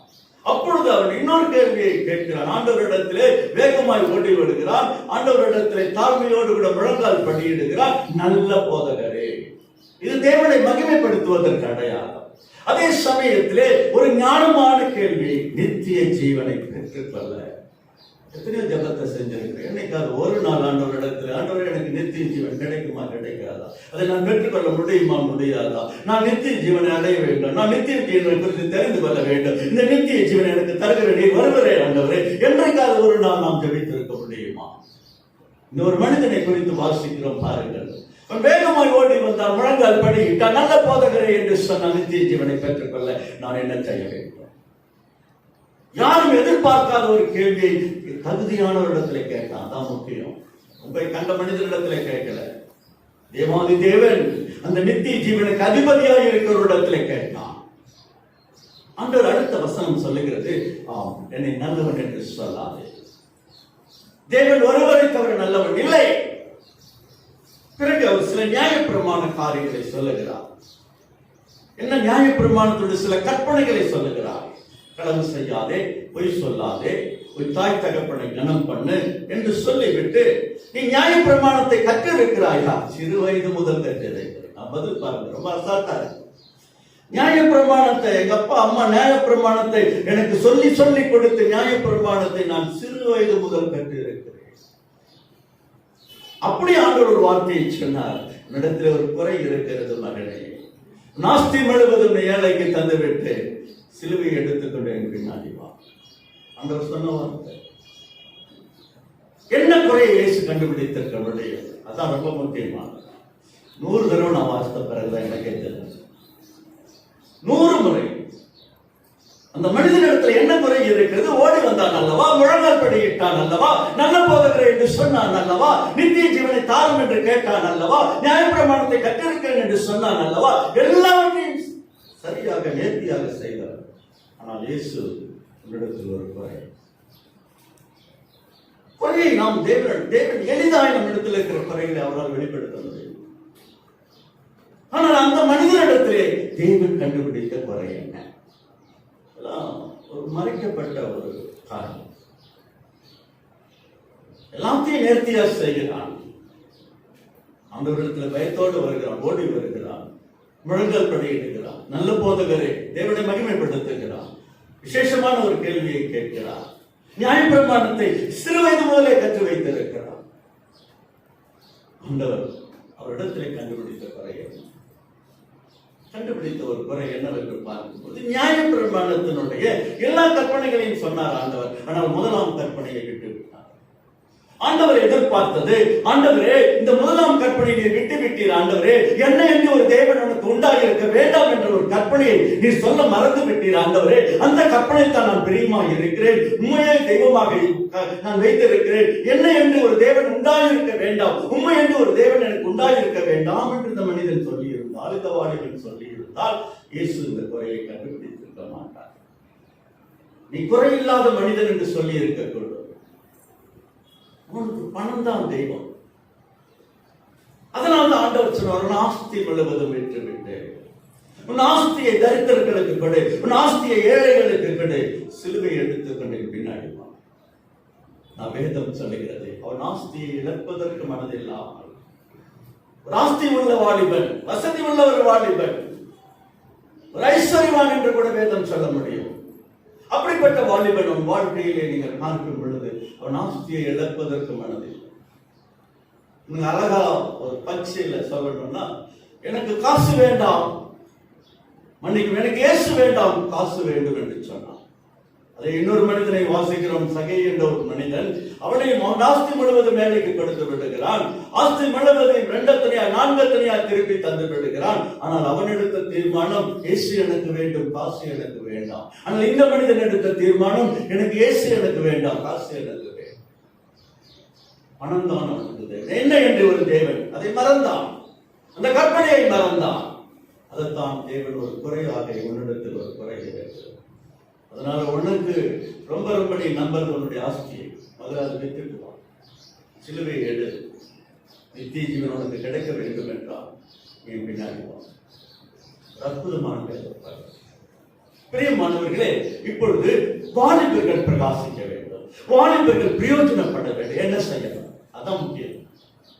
எத்தனையோ வார்த்தைகள் வேதத்தில் எழுதப்பட்டு இருந்தாலும் கூட வாலிபர்களை கிறிஸ்து பிரகாசிக்க செய்ய வேண்டும், வாலிபர்கள் பிரயோஜனப்பட வேண்டும். ஒரு அப்பிரயோஜனமான ஒரு வாலிபர்கள் இருந்தால் திருச்சபைக்கும் சரி, ஏன் நம்முடைய அவங்க குடும்பத்திற்கும் சரி, ஏன் நம்முடைய இந்திய தேசத்திற்கும் சரி தேவையில்லை. அப்பிரயோஜனமானவர்கள் எதற்காக? நீங்கள் பிரயோஜனப்பட வேண்டும் என்றாக கிறிஸ்துவுடைய சமூகத்தை வந்திருக்கிறோம். கிறிஸ்துவ ஜீவியமானது ஒரு அப்பிரயோஜனமான மனிதனை, ஒரு அப்பிரயோஜனமான வாலிபனை பிரயோஜனப்படுத்துவோம் தான் கிறிஸ்துவ ஜீவியம். வேதத்திலே நீங்கள் பீலமோன் என்ற ஒரு வேத புஸ்தகத்தை சீக்கிரமாக திருப்பி வைத்துக் கொள்ளுங்கள். பீலமோன் என்ற ஒரு வேத புஸ்தகம், இதில் ஒரே ஒரு அதிகாரம், யாரு இதெல்லாம் வேண்டாம், அதில் பார்க்கும்போது ஒரு வார்த்தை ரொம்ப முக்கியமானது. 11ஆம் வசனத்திலே நீங்கள் பார்க்கும் பொழுது, முன்பு நீ பிரயோஜனம் இல்லாதவன், ஆனால் இப்பொழுதோ உனக்கும் எனக்கும் அவன் பிரயோஜனம் உள்ளவன். ஒரு மனிதனை குறித்து அந்த ஒனேசிம வாலிபனோ வயோதிகனோ எனக்கு தெரியாது. அப்போஸ்தலனாகிய பவுல் இந்த ஒனேசிமை பார்த்து ஒரு நல்ல ஒரு வார்த்தை அப்போஸ்தலனாகிய பவுலுடைய வாயிலிருந்து வருகிறது. அப்படின்னா அந்த மனிதன் எப்படியா இருந்திருப்பான்? ஒரு அடிமை, ஆனால் அவன் ஒரு அடிமை பீலமோன் இடத்திலே ஒரு அடிமையாய் வேலைக்காரனாய் இருந்தவன். ஆனால் ஒரு வேலைக்காரன் எஜமானனை விட்டு வரக்கூடாது, இவன் ஓடி வந்து விடுகிறான். அப்போஸ்தலனாகிய பவுல் தன்னுடைய சிறைச்சாலையில் சந்திக்கிறான். அந்த இடத்திலே அவனுடைய வாழ்க்கை மாறுகிறது. அப்பொழுது பவுல் இவனுடைய வாழ்க்கை மாற்றினதற்கு பிறகு இந்த வார்த்தையை சொல்கிறார், முன்பு அவன் யூஸ்லெஸ், ஆனால் இப்பொழுது யூஸ்ஃபுல். முன்பு அவன் பிரயோஜனம் இல்லாதவன், ஆனால் இப்பொழுதோ உனக்கும் எனக்கும் அவன் பிரயோஜனம் உள்ளவன். வாலிபர்களே, உங்களை பிரயோஜனப்படுத்திக் கொள்ள வேண்டும். அப்பிரயோஜனமான ஒரு வாலிபனாக இருப்பது தேவனுக்கு பிரியம் கிடையாது. இந்த வாலிப கூட்டத்திற்கு, வாலிப ஐக்கியத்திற்கு வந்திருக்கிற நீங்கள் உங்களை நீங்களே கேள்விப்பட்டு நீங்கள் உங்களை நீங்களே கேட்டு பாருங்கள், நான் பிரயோஜனம் உள்ளவனா அல்லது அப்பிரயோஜனமானவனா? பிரயோஜனம் உள்ளவனுக்கு என்பதற்கு என்ன தகுதி? எப்பயுமே கடவுள் உங்களை ஆசீர்வதிப்பார் என்றால் அதனுடைய தகுதியை சொல்லியாக வேண்டும். சும்மா ஆசீர்வதிப்பார் அற்புதம் செய்வார் இதையே சொல்லிட்டு போக கூடாது. ஆசீர்வாதம் எங்களுக்கு கிடைக்க வேண்டும் என்றால் நாங்கள் என்ன செய்ய வேண்டும்? அற்புதத்தை நாங்கள் பெற்றுக்கொள்ள வேண்டும் என்றால் நாங்கள் என்ன செய்ய வேண்டும்? இப்பொழுது நாங்கள் பிரயோஜனமாக இருக்க வேண்டும் என்றால் அந்த பிரயோஜனத்தின்படி நாங்கள் என்ன செய்ய வேண்டும்? ஒரு மனிதன், ஒரு வாலிபன் ஒரு பிரயோஜனமாக இருப்பதற்கு என்ன தகுதி? தகுதியின் அடிப்படையில் தான் தேவன் உங்களை ஆசீர்வதிப்பார். தகுதி இல்லாத பட்சத்திலே ஒரு மனிதனையும் ஒரு வாலிபனையும் தேவன் பிரயோஜனப்படுத்த மாட்டார். சும்மாதான் வந்துட்டு போறோம், அவ்வளவுதான். எல்லாவற்றுக்கும் தேவன் ஒரு தகுதியை வைத்திருக்கிறார். ஆகவே முன்பு நீ பிரயோஜனம் இல்லாதவர்களாக இருக்கலாம், தகுதியற்றவர்களாக இருக்கலாம், நாட்டிற்கு, தேசத்திற்கு, சபைக்கு, திருமண்டலத்திற்கு, உங்கள் குடும்பத்திற்கு கூட நீங்கள் அப்பிரயோஜனமாக இருந்து வாழ்ந்திருக்கலாம். ஆனால் அதையெல்லாம் விட்டு விடுங்கள். முந்தினவளை ஒளிந்து போயின பழைய காரியத்தை சிந்தித்து புதிய காரியத்தை விட்டு விடாதீர்கள். அவன் முன்பு பிரயோஜனம் இல்லாதவன், ஆனால் இப்பொழுது உனக்கும் எனக்கும் அப்படி பிரயோஜனம் அல்லவர். ஒரு பிரயோஜனமாய் வாழ்வதற்குரிய சில ஆலோசனைகளை சொல்லிவிட்டு உங்களுக்காக நாங்கள் ஜெபிக்க விரும்புகிறோம். ஒரு பிரயோஜனம் உள்ள ஒரு வாலிபர் ஐக்கியமாக, ஒரு பிரயோஜனம் உள்ளவர்களாக நீங்கள் காணப்பட வேண்டும் என்பதற்காகவே இந்த வாலிபர் ஐக்கியத்தை இந்த வாரத்திலே நடத்தி கொண்டிருக்கிறார்கள். எவ்வளவு நாள் அப்பிரயோஜனமாய் வாழ முடியும்? எவ்வளவு நாம் இந்த திருச்சபைக்கோ மற்ற காரியங்களுக்கோ ஒரு அப்பிரயோஜனம் உள்ளவனாக தகுதியற்றவனாக நாம் வாழ்ந்து கொண்டிருக்க முடியும்? நாம் நாட்கள் செல்லாதே, இனி எப்படியோ நாட்கள் வேகமாய் போய் கொண்டே இருக்கிறது. நீங்கள் கவனித்து பார்ப்பீர்கள் என்றால் 2021 ஆரம்பித்து ஒரு மாதம் முடிய போகிறது. கடந்த வருஷம் 2020 வெகு சீக்கிரமாய் முடிந்து விட்டது. நாட்கள் வேகமாய் ஓடிக்கொண்டிருக்கிறது. இன்னும் நம்மிடத்தில் ஒரு மாற்றத்தை காண முடியவில்லை. வாலிபர்கள் மத்தியில் ஒரு எழுப்புதலை காண முடியவில்லை. காரணம் என்ன? அவர்கள் அப்பிரயோஜனமாக ஜீவித்துக் கொண்டிருப்பதுதான் காரணம். எனக்கு யாரையும் தெரியாது, யாரை குறித்து நான் பேசவில்லை, பொதுவாக பேசுகிறேன். வாலிபர் என்றாலே அவர் பிரயோஜனப்பட வேண்டும், அவர்கள் பிரயோஜனத்தை கற்றுக்கொள்ள வேண்டும், பிரயோஜன பாதையை நடக்க வேண்டும், அப்பிரயோஜனமானது விட்டுவிட வேண்டும். எவ்வளவு நாட்கள் நாம் அப்பிரயோஜனமாக இருந்து கொண்டிருக்க முடியும்? ஆகையினால் பிரயோஜனமாக இருப்பதற்கு என்ன செய்ய? முதலாவதாக நீங்கள் உங்களை பிரயோஜனப்படுத்திக் கொள்ள நீங்கள் செய்ய வேண்டிய காரியம் திருப்பூர் 1 தீமோத்தேயு புஸ்தகம் 4ஆம் அதிகாரம் 8வது வசனத்திலே நீங்கள் வாசிக்கும் பொழுது அங்கே ஒரு வார்த்தை, அதாவது சரீர முயற்சி அற்ப பிரயோஜனம் உள்ளது, ஆனால் தேவ பக்தியோ இப்போது இருக்கிற ஜீவனுக்கும் வரப்போகிற ஜீவனுக்கும் அது வாக்குத்தத்தமாக இருக்கிறபடியினால் பிரயோஜனம் உள்ளது. இன்னும் கூட பார்த்து முடிக்கல, எல்லாரும் பைபிள் வசனம் டிக்ளேர் ஆயிடுச்சு. வேதத்தை சில ஆலயங்களில் பார்த்தீங்கன்னா திங்க் ஆஃப் செகண்ட்ல தூக்கிடுவோம் பைபிள். நான் வசனம் சொல்றதுக்குள்ள படிக்கிறவங்க இருக்காங்க, நான் யாரும் தவறாக சொல்லவில்லை. ஏன்னா வேதத்திலே நீங்க பிரியமாக இருக்கு. அப்போஸ்தலனாகிய பவுல் என்ன சொல்லுகிறார்? சரீர முயற்சியோட இந்த இடத்திலே வந்திருப்பாய் என்றால் சரீர முயற்சியோட அப்பிரயோஜனத்தை கொடுத்துவிடும், ஆனால் தேவ பக்தி godliness. வாலிபர்களே, எத்தனை பேர் தேவ பக்தியோடு கூட காணப்படுகிறீர்கள்? Do you know the meaning of தேவ பக்தி? உங்களுக்கு தேவ பக்தினா என்னன்னு தெரியுமா? அதான் முதல்ல தெரிஞ்சுக்கணும். ஏதோ வருகிறோம், ஆண்டவருடைய சமூகத்திலே காணப்படுகிறோம், நேரத்துக்கு முன்பதாக ஆராதனைக்கு முன்பதாக நான் வந்துவிட்டு இன்று நான் வாலிப ஆராதனைக்கு நாங்கள் தகுதியாய் பெற்றுவிட்டோம், நான் கர்த்தருக்கு பயப்படுகிறவன், வேதத்தை வாசிக்கிறவன், தேவனுக்கு என்று கொடுக்கிறவன், எல்லாரிடத்திலும் மதிப்பாய் இருக்கிறவன், இவையெல்லாம் தேவ பக்தியா? இதெல்லாம் நீங்க செய்ய வேண்டிய ஒழுங்கு, உங்க மேல் விழுந்த கடமை. அவள் ஒரு காரியத்தை திட்டமாக பேசிவிட்டான், எழுதிவிட்டான்.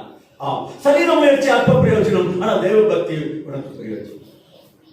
முதல்ல தேவ பக்தி நான் தெரிஞ்சு நான் தேவ பக்தி உள்ளவன் என்று அடிச்சு சொல்லணும். அதற்கு நீங்க தெய்வ பக்தியை குறித்து அறிந்து வைப்பீர்கள். ஆங்கிலத்தில் godliness சொல்லுவது. தெய்வ பக்தி என்றால் என்ன? நான் ஒரு சில தேவ பக்திகளை சொல்லட்டும், அந்த ஒரு வரிசையில் நீங்க இருக்கீங்களா? திருப்புகள் யாக்கோபு புஸ்தகம், ஒரு புதிய ஏற்பாட்டு நீதிமொழி என்று சொல்லுவார்கள். யாக்கோபு புஸ்தகத்தில் 1ஆம் அதிகாரம் 26-27 வசனம் சொல்லுகிறது, ஒருவன் தன் நாவை அடக்காமல் தன் இருதயத்தை வஞ்சித்து நான் தேவ பக்தி உள்ளவன் என்று சொன்னால் அந்த பக்தி வீணாகிறது. என்ன சொல்லப்பட்டிருக்கிறது? மனுஷனுக்கு, வாலிபனுக்கு மாத்திரமல்ல, எல்லா மனிதனுக்கும் விரோதி அவருடைய நாக்கு தான். ஒருவன் தன் நாவை அடக்காமல், உங்க நாம பாத்தீங்கன்னா கண்டபடி பேசும், மற்றவர்களை குறை பேசும், மற்றவர்களை திட்டம், அவை இப்படி இவை இப்படி. ஒருவன் தன் நாவை அடக்காமல் தன் இருதயத்தை வஞ்சித்து அவன் தேவபக்தி உள்ளவன், நான் தேவபக்தி உள்ளவன். நாவை அடக்காமல் நீ தேவபக்தி என்று சொன்னால் அந்த பக்தி உங்களுக்கு வீணாகிறது. ஆக மொத்தம் உங்கள் நாவை அடக்கிக் கொள்வது தேவ பக்தி. ஒருவேளை என் நாவை அடக்கிக் கொண்டேன், நான் யாவரிடத்தில் மரியாதையாய் பேசுவேன், யாவரை குறித்து தவறாக பேச மாட்டேன், இது உண்மை என்று சொல்வீர்கள் என்றால் நீங்கள் தேவ பக்தி உள்ளவர்கள். அந்த தேவ பக்தி உள்ளவர்களை கர்த்தர் பிரயோஜனப்படுத்தும். அடுத்த வசனம் 27வது வசனத்தில் இன்னொரு ஆப்பர்ச்சுனிட்டி பாருங்கள். கரைபடாதபடி உன்னை காத்துக் கொள்வதே தேவனுக்கு முன்பதாக மாசில்லாத சுத்த பக்தி ஆகியிருக்கிறது. கரை வாலிப பருவத்துல கரைப்பட்டுக்கிட்டே இருக்கும். ஏதோ ஒன்று உன் வாழ்க்கையில் தடுமாறிக்கொண்டே இருக்கும், ஏதோ ஒன்று உன்னை கீழே தள்ளிக்கொண்டே இருக்கும். கரைப்பட்டுச்சுன்னா வேதத்துல சொல்லப்பட்டு இருக்கிறது, தூசியை உதறிவிட்டு எழுந்தது. தூசினா என்ன தெரியுமா? எல்லாரோடத்தையும் தூசி படிகிறது சகஜம்தான். சிறு தூசி தான் விட்டுட்டீங்கன்னா அந்த தூசி படிஞ்சு படிஞ்சு ஒரு பாவக்கரையா மாறி, அதுக்கப்புறம் அந்த கரையை மாத்துறது ரொம்ப கஷ்டம். அதனால்தான் தூசியா இருக்கும்போது உதறி விட்டு எழுந்துரு. இயேசு அதைத்தான் சொன்னார், நீ எழுந்திருக்க வேண்டும், நீ பிரயோஜனப்பட வேண்டும், தூசியை உதறிவிட்டு எழுந்திரு. சிறு சிறு தூசியா இருந்தாலும் அப்பொழுதே அதை மறந்துரு, அப்பொழுதே அதை உதறிவிடு. கரைபடாதபடி உங்களை காத்துக் கொள்வது மேல் உள்ள கடமை. வாலிப பருவத்தில் ஒரு கரை வந்துவிட்டால் கடினம், மிக கடினம். அதுதான் சொல்ற, கரைபடாதபடி வாழ்கிறவன், கரைபடாதபடி தன்னை காத்துக் கொள்கிறவன். அதான் அப்போஸ்தலனாகிய பவுல் தீமோத்தேயுக்கு சொன்னார், உன்னை சுத்தவானாக காத்து. இந்த இளமை பருவத்திலே உங்களை சுத்தவானாக காத்துக் கொள்வது என்பது இளமை பருவத்துக்கு விட்ட சவால். உங்களுக்கு முன்பாக வைத்திருக்கிற சவால் என்னன்னு கேட்டீங்கன்னா, உங்களை காத்துக் கொள்ள வேண்டும். வேற ஒண்ணுமே கிடையாது. கரைபடாதபடிக்கு, தூசி படியாதபடிக்கு உங்களை காத்துக் கொள்வது உங்கள் முன்பாக வைக்கப்பட்ட ஒரு சவாலான காரியம். அது குறிப்பா இந்த வாலிப பருவத்தில் கர்த்தர் உங்களை பிரயோஜனப்படுத்த வேண்டும் என்றால் நீங்கள் தேவ பக்தியாக இருக்க வேண்டும். இன்னொன்று, யோபு புஸ்தகம் 4ஆம் அதிகாரம் 6வது வசனத்திலே நீங்கள் வாசிக்கும் பொழுது யோபுனுடைய சக நண்பன் இந்த வார்த்தையை சொல்றார். யோபு கிட்ட என்ன சொல்றார்? கர்த்தருக்குள் உங்களுடைய தேவ பக்தி உறுதியானது. முதல்ல விட்டுருங்க, முதல்ல கரைபடாதபடி நாவை அடக்கிக் கொள்வது தேவ பக்தி, கரைபடாதபடி வாழ்வது தேவ பக்தி, கர்த்தருக்குள் உறுதியாக இருப்பதும் தேவ பக்தி. உறுதியா நிற்கணும் எந்த சூழ்நிலையும், ஜபத்துல சரி, விசுவாசத்துல சரி, எந்த சூழ்நிலையிலும் யோபுவை போல கர்த்தருக்கு உறுதியாய் நிற்கிறவன் தேவ பக்தி உள்ளவன். சங்கீதம் 32ஆம் சங்கீதம் 6வது வசனம் சொல்லுகிறது, சகாயம் கிடைக்கும் காலத்திலே பக்தி உள்ளவன் எவனும் விண்ணப்பம் பண்ணுவான். எதற்கு காரியத்துக்கு இந்த இடத்துல வந்து ஜெபித்தீர்கள், இதற்காக ஜெபிக்கணும், இதற்காக ஜெபிக்கணும், இதற்காக, அதான் முக்கியம். சகாயம் கிடைக்கும் காலத்திலே பக்தியாய் இருப்பவன், தேவ பக்தியாய் இருப்பவன் மற்றவர்களுக்காக, தேசத்திற்காக, திருமண்டலத்திற்காக, இந்த திருச்சபைக்காக, இந்த ஜனங்களுக்காக அவன் ஜெபிப்பான். பக்தி இல்லாதவன் தனக்காக கூட ஜெபிப்பான். சங்கீதம் 4ஆம் சங்கீதம் 3ஆம் வசனம் சொல்லுகிறது, பக்தி உள்ளவனை தேவன் தமக்கென தெரிந்துள்ளார். பக்தி உள்ளவன் எனக்கு வேண்டும், பக்தி உள்ள வாலிபர்கள் எனக்கு வேண்டும், பக்தி உள்ளவர்கள் எனக்கு வேண்டும். தெய்வ பக்தியே உங்களை பிரயோஜனப்படும். நீங்கள் இந்த திருச்சபையிலே தேவ பக்தி உள்ளவர் என்ற அடையாளத்தோடு வாழ்வீர்கள் என்றால், வாலிபரே, இளைஞர்களே, இந்த ஆண்டு உங்களை பார்த்து சொன்ன வார்த்தை எழுந்திரு. எழுந்திரு என்ற வார்த்தைக்கு இன்னொரு பொருள்பட பிரயோஜனமாயிரு. நீங்கள் எழுந்தது எதற்காக? உங்களை பிரயோஜனப்படுத்துவதற்காக.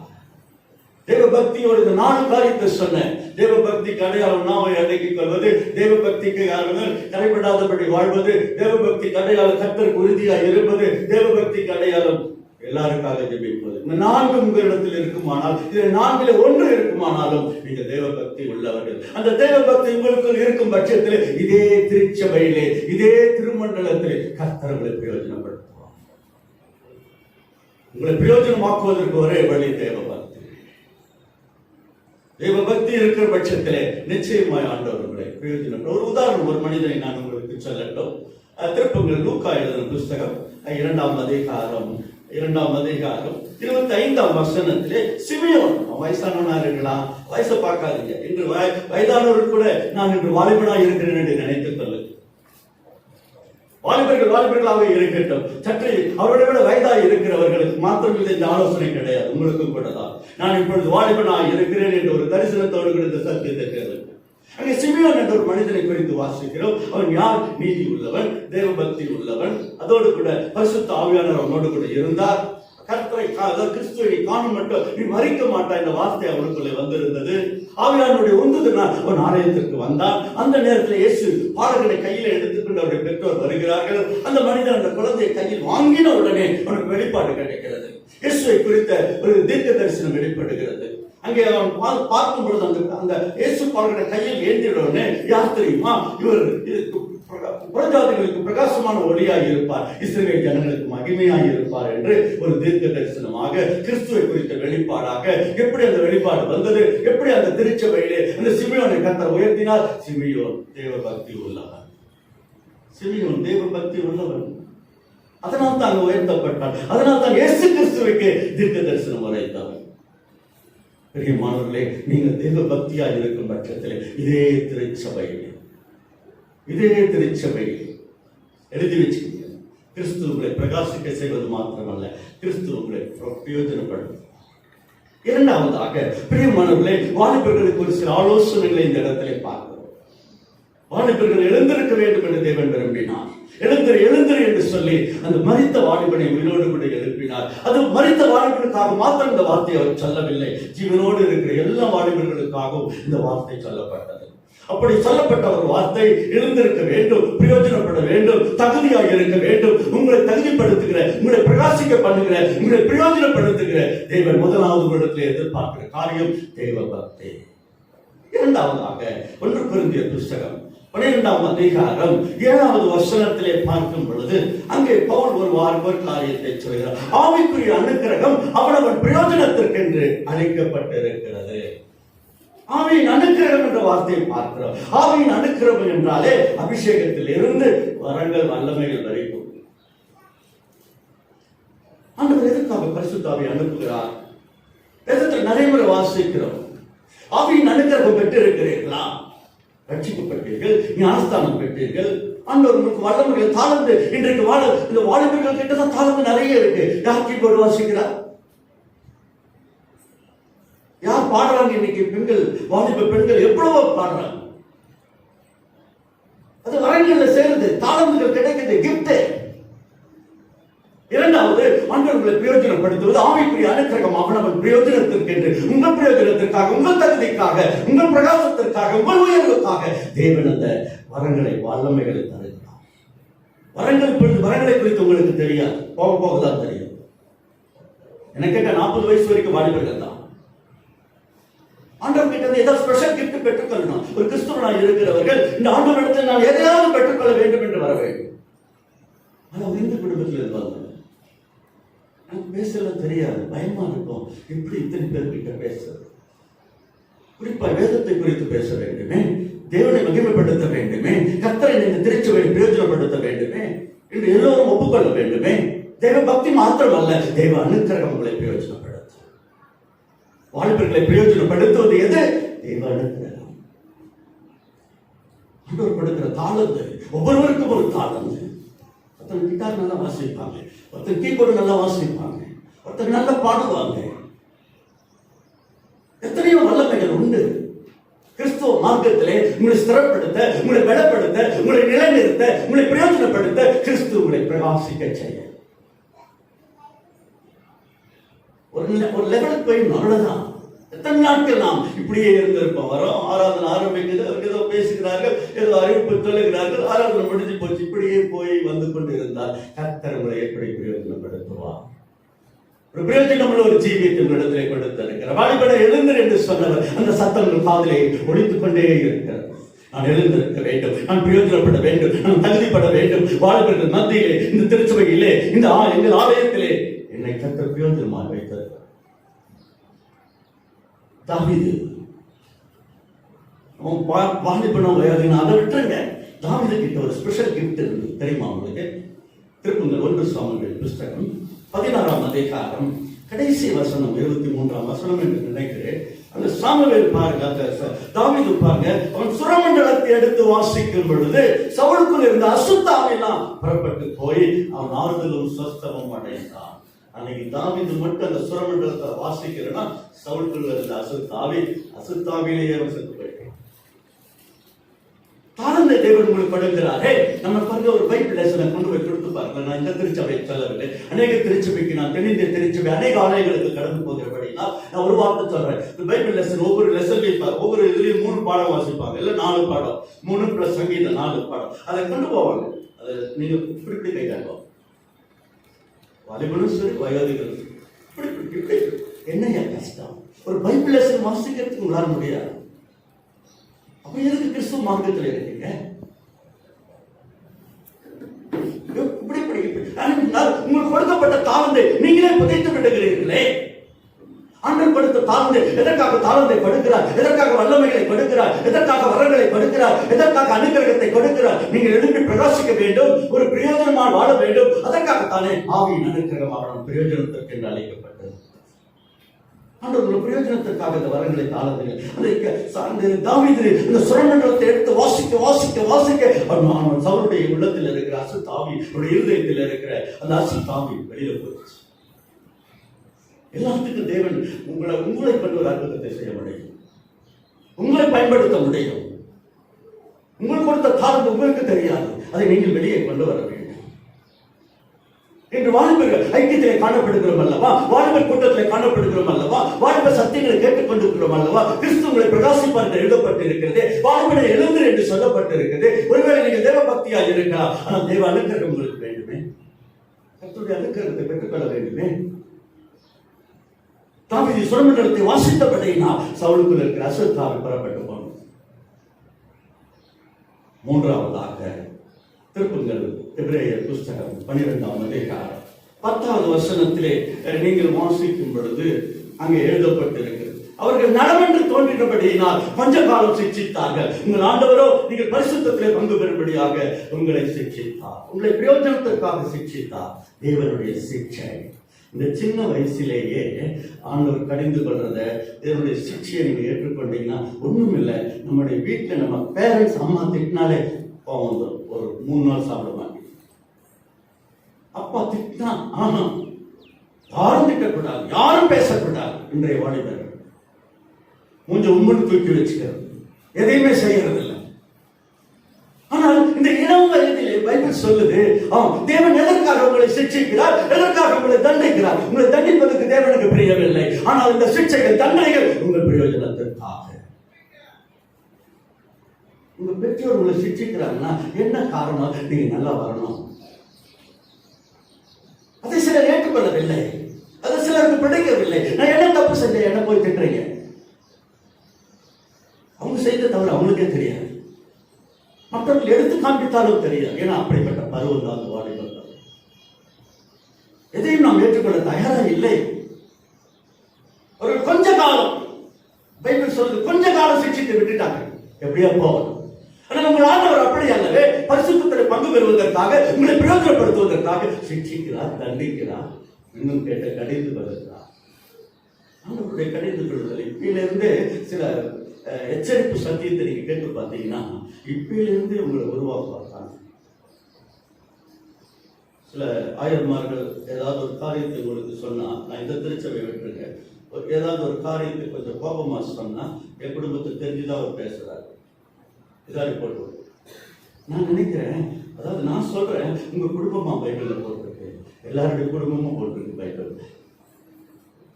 தேவ சிக்ஷை உங்களுக்கு வருதுன்னா நீங்க பார்த்தீங்க. யாருக்கு சிக்ஷை? எல்லாருக்கும் ஆண்டவர் கொடுத்துட்டு இருப்பான்னு சொல்ல முடியாது.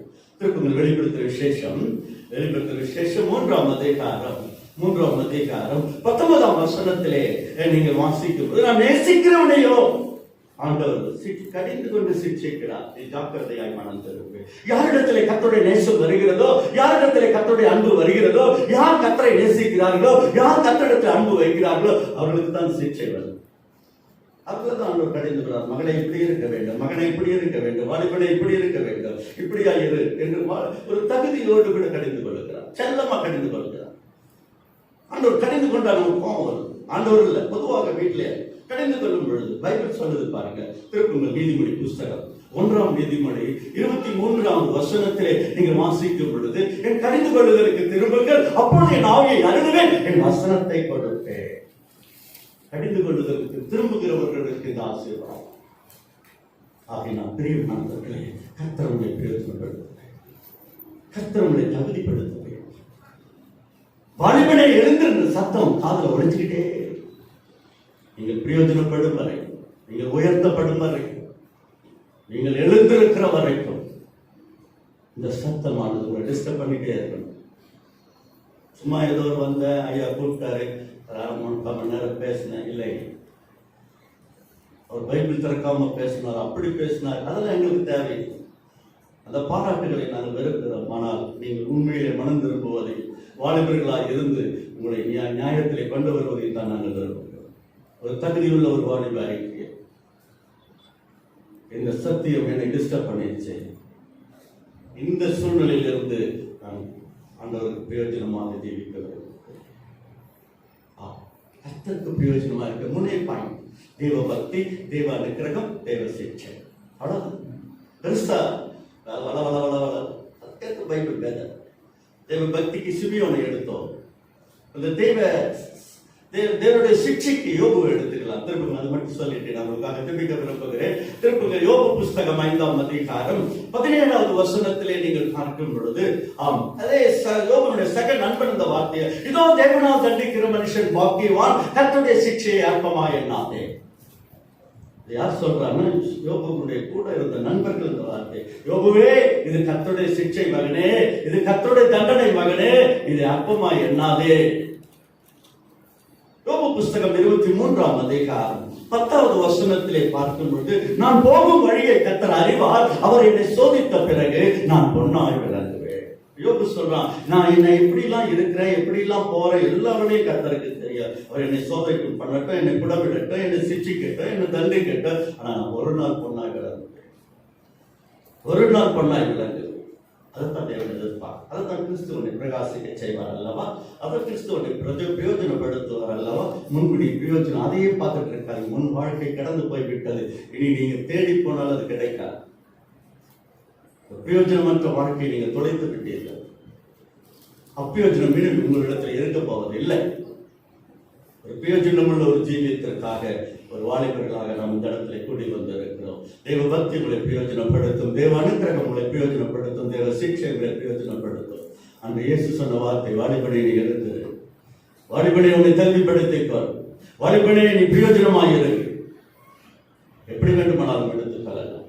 அதனால பிரியமானவர்களே, இந்த நாளிலே எங்களுக்கு இந்த வாலிப கூட்டத்திலே பேசுவதற்கு ஒரு நல்ல வாய்ப்பை தந்த தேவனுக்கும் அருமையான ஆயர் அவர்களுக்கும் அவர்களுக்கு நன்றி சொல்றேன்.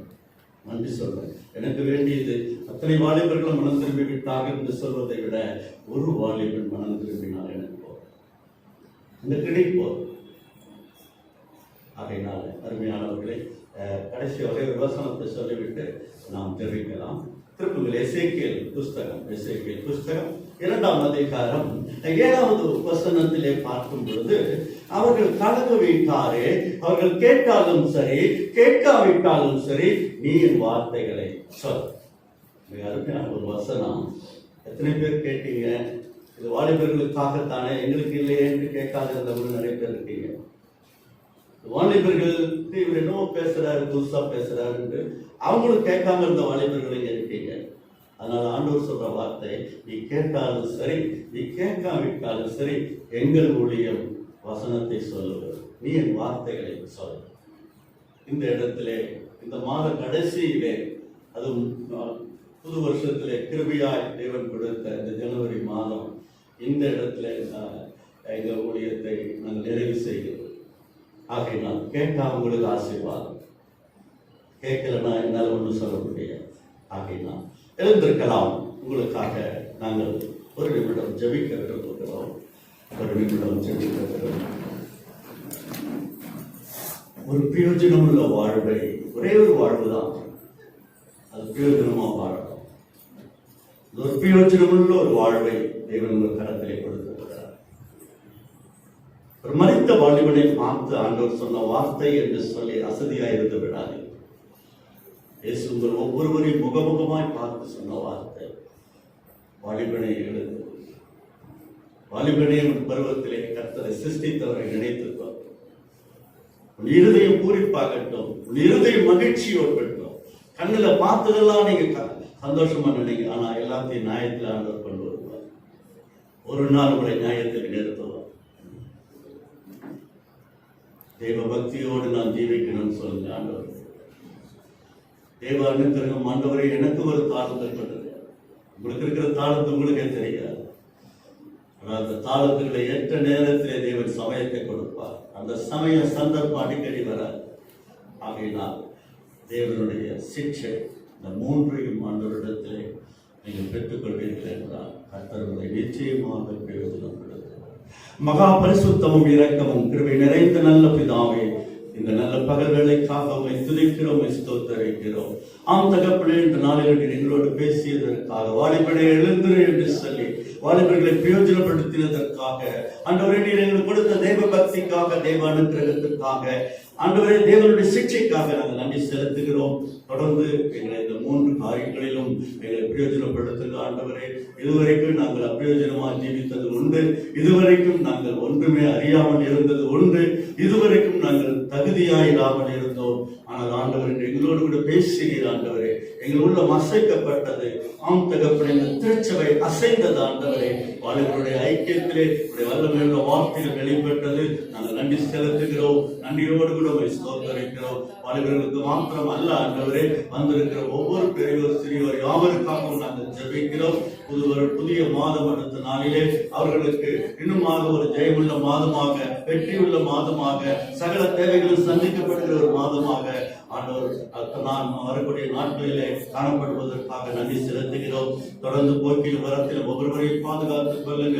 குறிப்பாக இன்று எங்கள் ஆயருக்காக, ஆயர் அம்மாவுக்காக, கொடுத்த 2 மகள் குடும்பத்திற்காக நாங்கள் ஜெபிக்கிறோம். தொடர்ந்து கர்த்தத்தாமே ஆசாரிய குடும்பம், ஊழியத்திற்கு அழைக்கப்பட்ட குடும்பம், தொடர்ந்து கர்த்தத்தாமே நல்ல சுகத்தை, பலத்தை, ஆரோக்கியத்தை இன்னும் வரக்கூடிய நாட்களிலே இன்னும் கர்த்தர் வேறொரு திருச்சபைக்கு அவரை கொண்டு போய் இன்னும் அவர் மூலமாக ஆண்டவருக்கு என்ன செய்ய விரும்புகிறீரோ அந்த காரியத்தை கர்த்தர் நிறைவேற்றி கொடுங்க. நமக்காக ஜெபிக்கிறோம். நல்ல பரிபூர்ண ஆரோக்கியத்தை, சுகத்தை கட்டளையிட்டு கொடுங்க.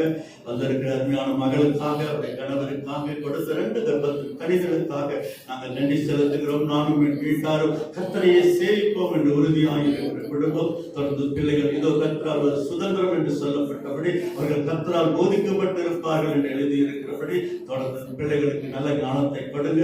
அப்படியே ஹைதராபாத்தில் இருக்கிற அருமையான மகளுக்காக, கணவருக்காக, கர்ப்பத்தின் கனிக்காக நாங்கள் ஜெபிக்கிறோம்.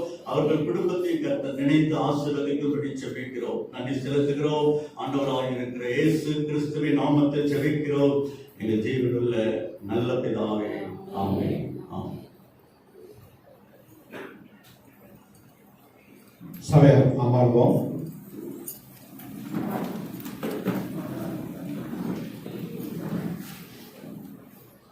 அருமையான திருச்சபை மக்கள் யாவருக்கும் ஆண்டவராகிய இயேசு கிறிஸ்துவின் இனிய பேரிலே காலை வார்த்தைகளை சொல்லிக் கொள்வது மட்டுமல்லாமல் நாளிலே புதிய விழா வந்திருக்க ஒவ்வொருவரையும் ஆண்டவராகிய இயேசு கிறிஸ்துவின் நாமத்தினாலே உங்களை நாங்கள் வாழ்த்தி வரவேற்கிறோம். குறிப்பாக இந்த நாளிலே இந்த ஆலயத்திலே ஆண்டவருடைய அருள் செய்தி கொடுக்க வேண்டும் என்று மிஸ்டர் டேனியல் அவர்களை திருப்பூரிலிருந்து வரவழைத்த போது மகிழ்ச்சியோடு வந்து அவருக்கு தெரியும் என்னுடைய ஷார்ப்னஸ் எப்படி இருக்கும். பஞ்செல்லாம் அந்த டைம்னா டைம்.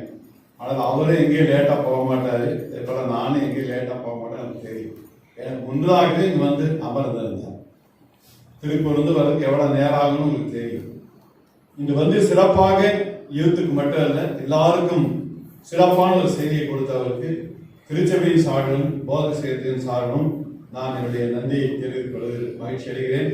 அவருடைய மனைவிக்காக, பிள்ளைகளுக்காக, பேரப்படைக்காக, அவருடைய ஊழியர்களுக்காக நீங்கள் தொடர்ந்து ஜெபிக்க அன்போடு நான் கேட்டுக்கொள்கிறேன். ஆண்டவர் ஒருவரை எவ்வாறெல்லாம் பயன்படுத்த வேண்டும் என்று விரும்புகிறாரோ அந்த அளவுக்கு பயன்படுத்த முடியும் என்பதற்கு இவரே சாட்சி என்று தைரியமாக என்னால் சொல்ல முடியும். நாளை பிப்ரவரி மாதம் 1, 2, 2022 திங்கட்கிழமை மாலை 7 மணிக்கு நம்முடைய ஆலயத்தில் வழக்கம் போல் திருவிருந்து ஆராதனை நடைபெறும். ஜெபசிந்தியோடு நீங்கள் வந்து கலந்து கொள்ள அன்போடு அழைக்கப்படுகிறீர்கள். 5/2/2022 வெள்ளிக்கிழமை காலை 11 மணிக்கு ஜெப கொடுகை நம்முடைய ஆலயத்தில் வழக்கம் போல் நடைபெறும். அது வந்து திரளாக கலந்து கொண்டு கர்த்தருடைய ஆசீர்வாதத்தை பெற்றுக்கொள்ள அன்போடு நீங்கள் அழைக்கப்படுகிறீர்கள். எதிர்வரும் ஞாயிறு 7/2/2022 ஞாயிறு காலை 9 மணி ஆராதனை திருவிருந்து ஆராதனையாக வழக்கம் போல் நடைபெறும். ஜெபசந்தியோடு நீங்கள் வந்து கலந்து கொள்ள அன்போடு நீங்கள் ஒவ்வொருவரும் அழைக்கப்படுகிறீர்கள். இந்த வாரத்தில் இல்ல சந்திப்பு நடக்கும் இடங்களை நான் அறிவிக்கிறேன். 2/2/2021 செவ்வாய்க்கிழமை மாலை 6 மணி தொடக்கம் கோல்டன் சிட்டி, ஒளவை நகர், கோவை கார்டன், சங்கமம் நகர். 14/2/2022 வியாழக்கிழமை வானொலி நகர், அப்துல் கலாம் நகர், கற்பகவள நகர், மகாலட்சுமி நகர் எக்ஸ்டென்ஷன், பிரைட் அவென்யூ, இளங்கோவடிகள் நகர். இந்த வாரத்திலே 2 இடங்கள் மட்டும் சந்திக்கப்படும். அடுத்த வாரத்திலே இயேசுவே தொல்லை மிகும் இவ்வுலகில் துணை இயேசுவே என்ற பாடல். இந்த பாடல் பாடும்பொழுதும் அதாவது சோதர காணிக்கை செலுத்த வேண்டும் என்று இருப்பவர்கள் ஆண்டுக்கு அன்போடு கேட்டுக்கொள்கிறேன். மற்றவர்கள் வழக்கம் போல் நீங்கள் வரிசையாக வந்து நீங்கள் உங்கள் காணிக்கையை செலுத்த அன்போடு அழைக்கிறீர்கள்.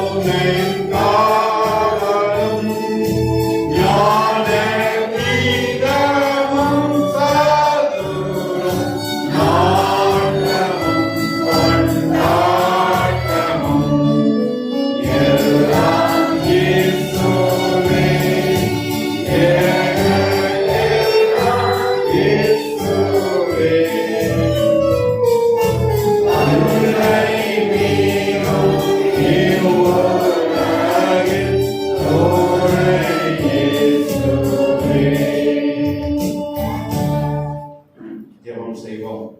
அன்பின் ஆண்டவரே, நாங்கள் சேர்த்திருக்கிற பொது காணிக்கைக்காக, மாதாந்திர சந்தா காணிக்கைக்காக, அதே போல சுவாமி எழுச்சியோடு நாங்கள் செலுத்தின சிறப்பு காணிக்கை ஆண்டவர் கூர்ந்து கவனித்து பெற்றுக் கொண்டதற்காக நன்றி செலுத்துகிறோம். சுவாமி சந்தா செலுத்தின மக்களையும் ஆசீர்வதிப்பீராக. எந்த உணர்வோடு செலுத்திருக்கிறோமே நீ அறிகிறீர். உங்கள் கரத்திலிருந்து வாங்குகிறோம், உங்களுக்கு நாங்கள் சிறு பங்கை மட்டும் கொடுக்கிறோமே உணர்கிறோம். இருப்பினும் நாங்கள் கேட்டது போல அநேக தாழ்ந்துகளை ஆண்டவர் ஆகிய நீர் எங்களுக்கு தந்திருக்கிறீர். நாங்கள் அதை புதைத்து வைக்காமல் நமக்கு என்று செலவழிக்க கிருபைத்தார். இந்த ஒவ்வொரு பைசாவும் இந்த திருச்சபையுடைய ஒட்டுமொத்த வளர்ச்சிக்கு பிரயோஜனமாக இருக்க கிருபைத்தார். கொடுத்த உள்ளங்களையும் இல்லத்தின் மக்களையும் கரங்களையும் ஆசீர்வதிப்பீராக. இயேசுவின் தாழ்விழுந்து மன்றாடுகிறோம் தந்தையே, ஆமென். இணைந்து சொல்லுவோம். என் ஆத்துமாவே கர்த்தரை ஸ்தோத்திரி, என் முழு உள்ளமையோருடைய பரிசுத்த நாமத்தை ஸ்தோத்திரி. என் ஆத்துமாவே கர்த்தரை ஸ்தோத்திரி, அவர் செய்த சகல உபகாரங்களையும் மறவாதே. ஆமென். நம்முடைய ஆண்டவராகிய இயேசு கிறிஸ்துவினுடைய கிருபையும் பிதாவாகிய தேவனுடைய அன்பும் பரிசுத்த ஆவியினுடைய அந்யோன்ய ஐக்கியமும் வழிநடத்தும் சமாதானம் அனைவரோடும் நம்மை சார்ந்த எல்லா இடங்களிலுள்ள ஆகிய உலக மக்களோடும் இன்றும் என்றும் எப்பொழுதும் சதா காலங்களிலும் நீடித்து நிலைத்திருப்பதாக. ஆமென். ஆமென்.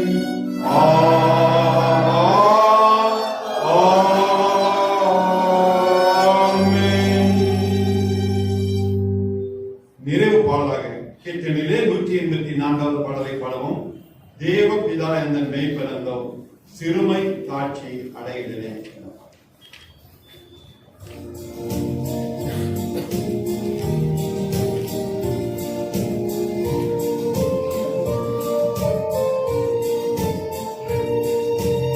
தேவ பிதா என்ற மெய்ப்பனந்தோ சிறுமை காட்சி அடையிலே. ஆவலா என்னை கைகொண்டே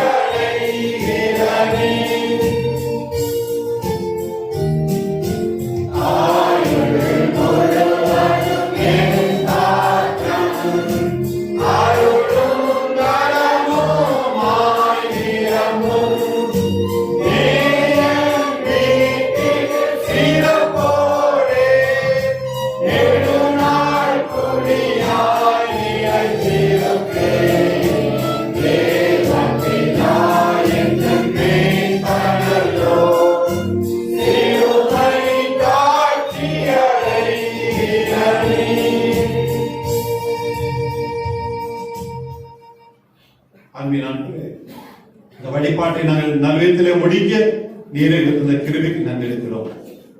வாலிப பிராயத்தில் ஒரு சிஸ்டரின் நிலை என்று எங்களுக்கு எச்சரிக்கை தந்த ஆண்டவர், வாலிப பிராயம் என்பது திருப்பி போட்டாலும் கிடைக்க அரிய ஒரு வாய்ப்பு, ஒரு வயது என்பதை உணர்த்தக்கதாக கிருபை செய்ய முதலாவதாக உமக்கு நாங்கள் டெடிகேஷன் செய்ய வேண்டும், முழுமையாக ஒப்படைக்க வேண்டும். வாலிப பிராயத்திலே சிறந்த எண்ணங்கள் உடையவர்களாக இருக்க வேண்டும். திருச்சபைக்கு முழுமையாக ஒத்துழைக்கக்கூடிய பிள்ளைகளாக இருக்க வேண்டும். கேட்டது போல இன்றைய திருச்சபை, நாளைய திருச்சபை இன்றைய வாழ்வுடைய கையில இருக்கிறது என்பதை உணர்ந்து கொள்ளத்தக்கதாக கிருபை செய்தி. அதே போல பிள்ளைகளும் சாமி டெடிகேஷனோடு நலங்களை கற்றுக்கொண்டு எதிர்காலத்தில் இந்த திருச்சபையை உங்களுடைய வருகை வரை ஆளுகிற பிள்ளைகளாக காணப்பட கற்கிற ஒவ்வொருவரையும் பிரத்யேகமாக ஆசீர்வதிக்க வேண்டும் என்று வேண்டிக் கொள்கிறோம். நாளில் அருமையான செய்தியை கேட்டுவிட்டு நாங்கள் சென்றோம் என்று மட்டும் அல்லாமல் அல்லது கிரியை செய்யக்கூடியதாக ஆண்டவர் கிருபை செய்வீராக. இந்த நாளில் பங்கு பெற்ற ஒவ்வொருவருக்காக ஜெபிக்கிறோம். அனுப்பின பெற்றோருக்காக நன்றி செலுத்துகிறோம். இந்த டெடிகேஷனோடு செய்த ஆசீர்வாதங்கள் பல மடங்கு அந்த பிள்ளைகளுக்கு கிடைக்கத்தக்கதாக கிருபித்தார். மீண்டும் ஒருவரை வாய்ப்பு கிடைக்கும் பொழுது, வாய்ப்பு இப்பொழுது கிடைக்காதவர்கள் மீண்டும் இந்த வாய்ப்பை பயன்படுத்திக் கொள்ளும் வாய்ப்பினை ஆண்டவர் தரப்போவதற்காக சோத்திரம் எடுக்கிறோம். அன்பின் ஆண்டவரை வெளியே செல்ல இருக்கிறோம். ஏராளமான விக்கிரங்கள் உலகத்திலே உண்டு. மட்டுமாக எல்லாவற்றிலிருந்து விலக்கி காத்த ஆண்டவர் புதிய வாரத்திலே நாளிலிருந்து பிறக்கவிருக்கும் புதிய மாதத்திலே செதுபிடம் வருமிடம் நாங்கள் மேற்கொள்ளும் பிரயாணம் எல்லாவற்றிலும் இடையேற்றலாக இருந்து வழிநடத்த போவதற்காக நன்றி எடுக்கிறோம். இந்த ஆபத்துக்களோ விபத்துக்களோ கேடுகளோ மோசமோ சின்னஞ்சிறு குழந்தையிலிருந்து பெரியவர்களுக்கு வராமல் பாதுகாப்பீராக. மீண்டும் மகிழ்ச்சியோடு நாங்கள் ஒருவருக்கொருவர் முகமுகமாய் இதே ஆலயத்தை சந்திக்கும் வரை ஆண்டவருடைய மாறாத பிரசனம் அக்னி சமமாக மேக சமமாக எங்களோடு உறைந்திருந்து வழிநடத்தி விட வேண்டும் என்று இறை மகனாகிய இயேசு கிறிஸ்துவின் பொற்பாதம் பணிந்து கெஞ்சி மன்றாடி கேட்டுக்கொள்ளும் அன்பின் பரம தந்தையே. கர்த்தர் உங்களோடு இருப்பாராக. சமாதானத்தோட சில கடவோம். God bless you.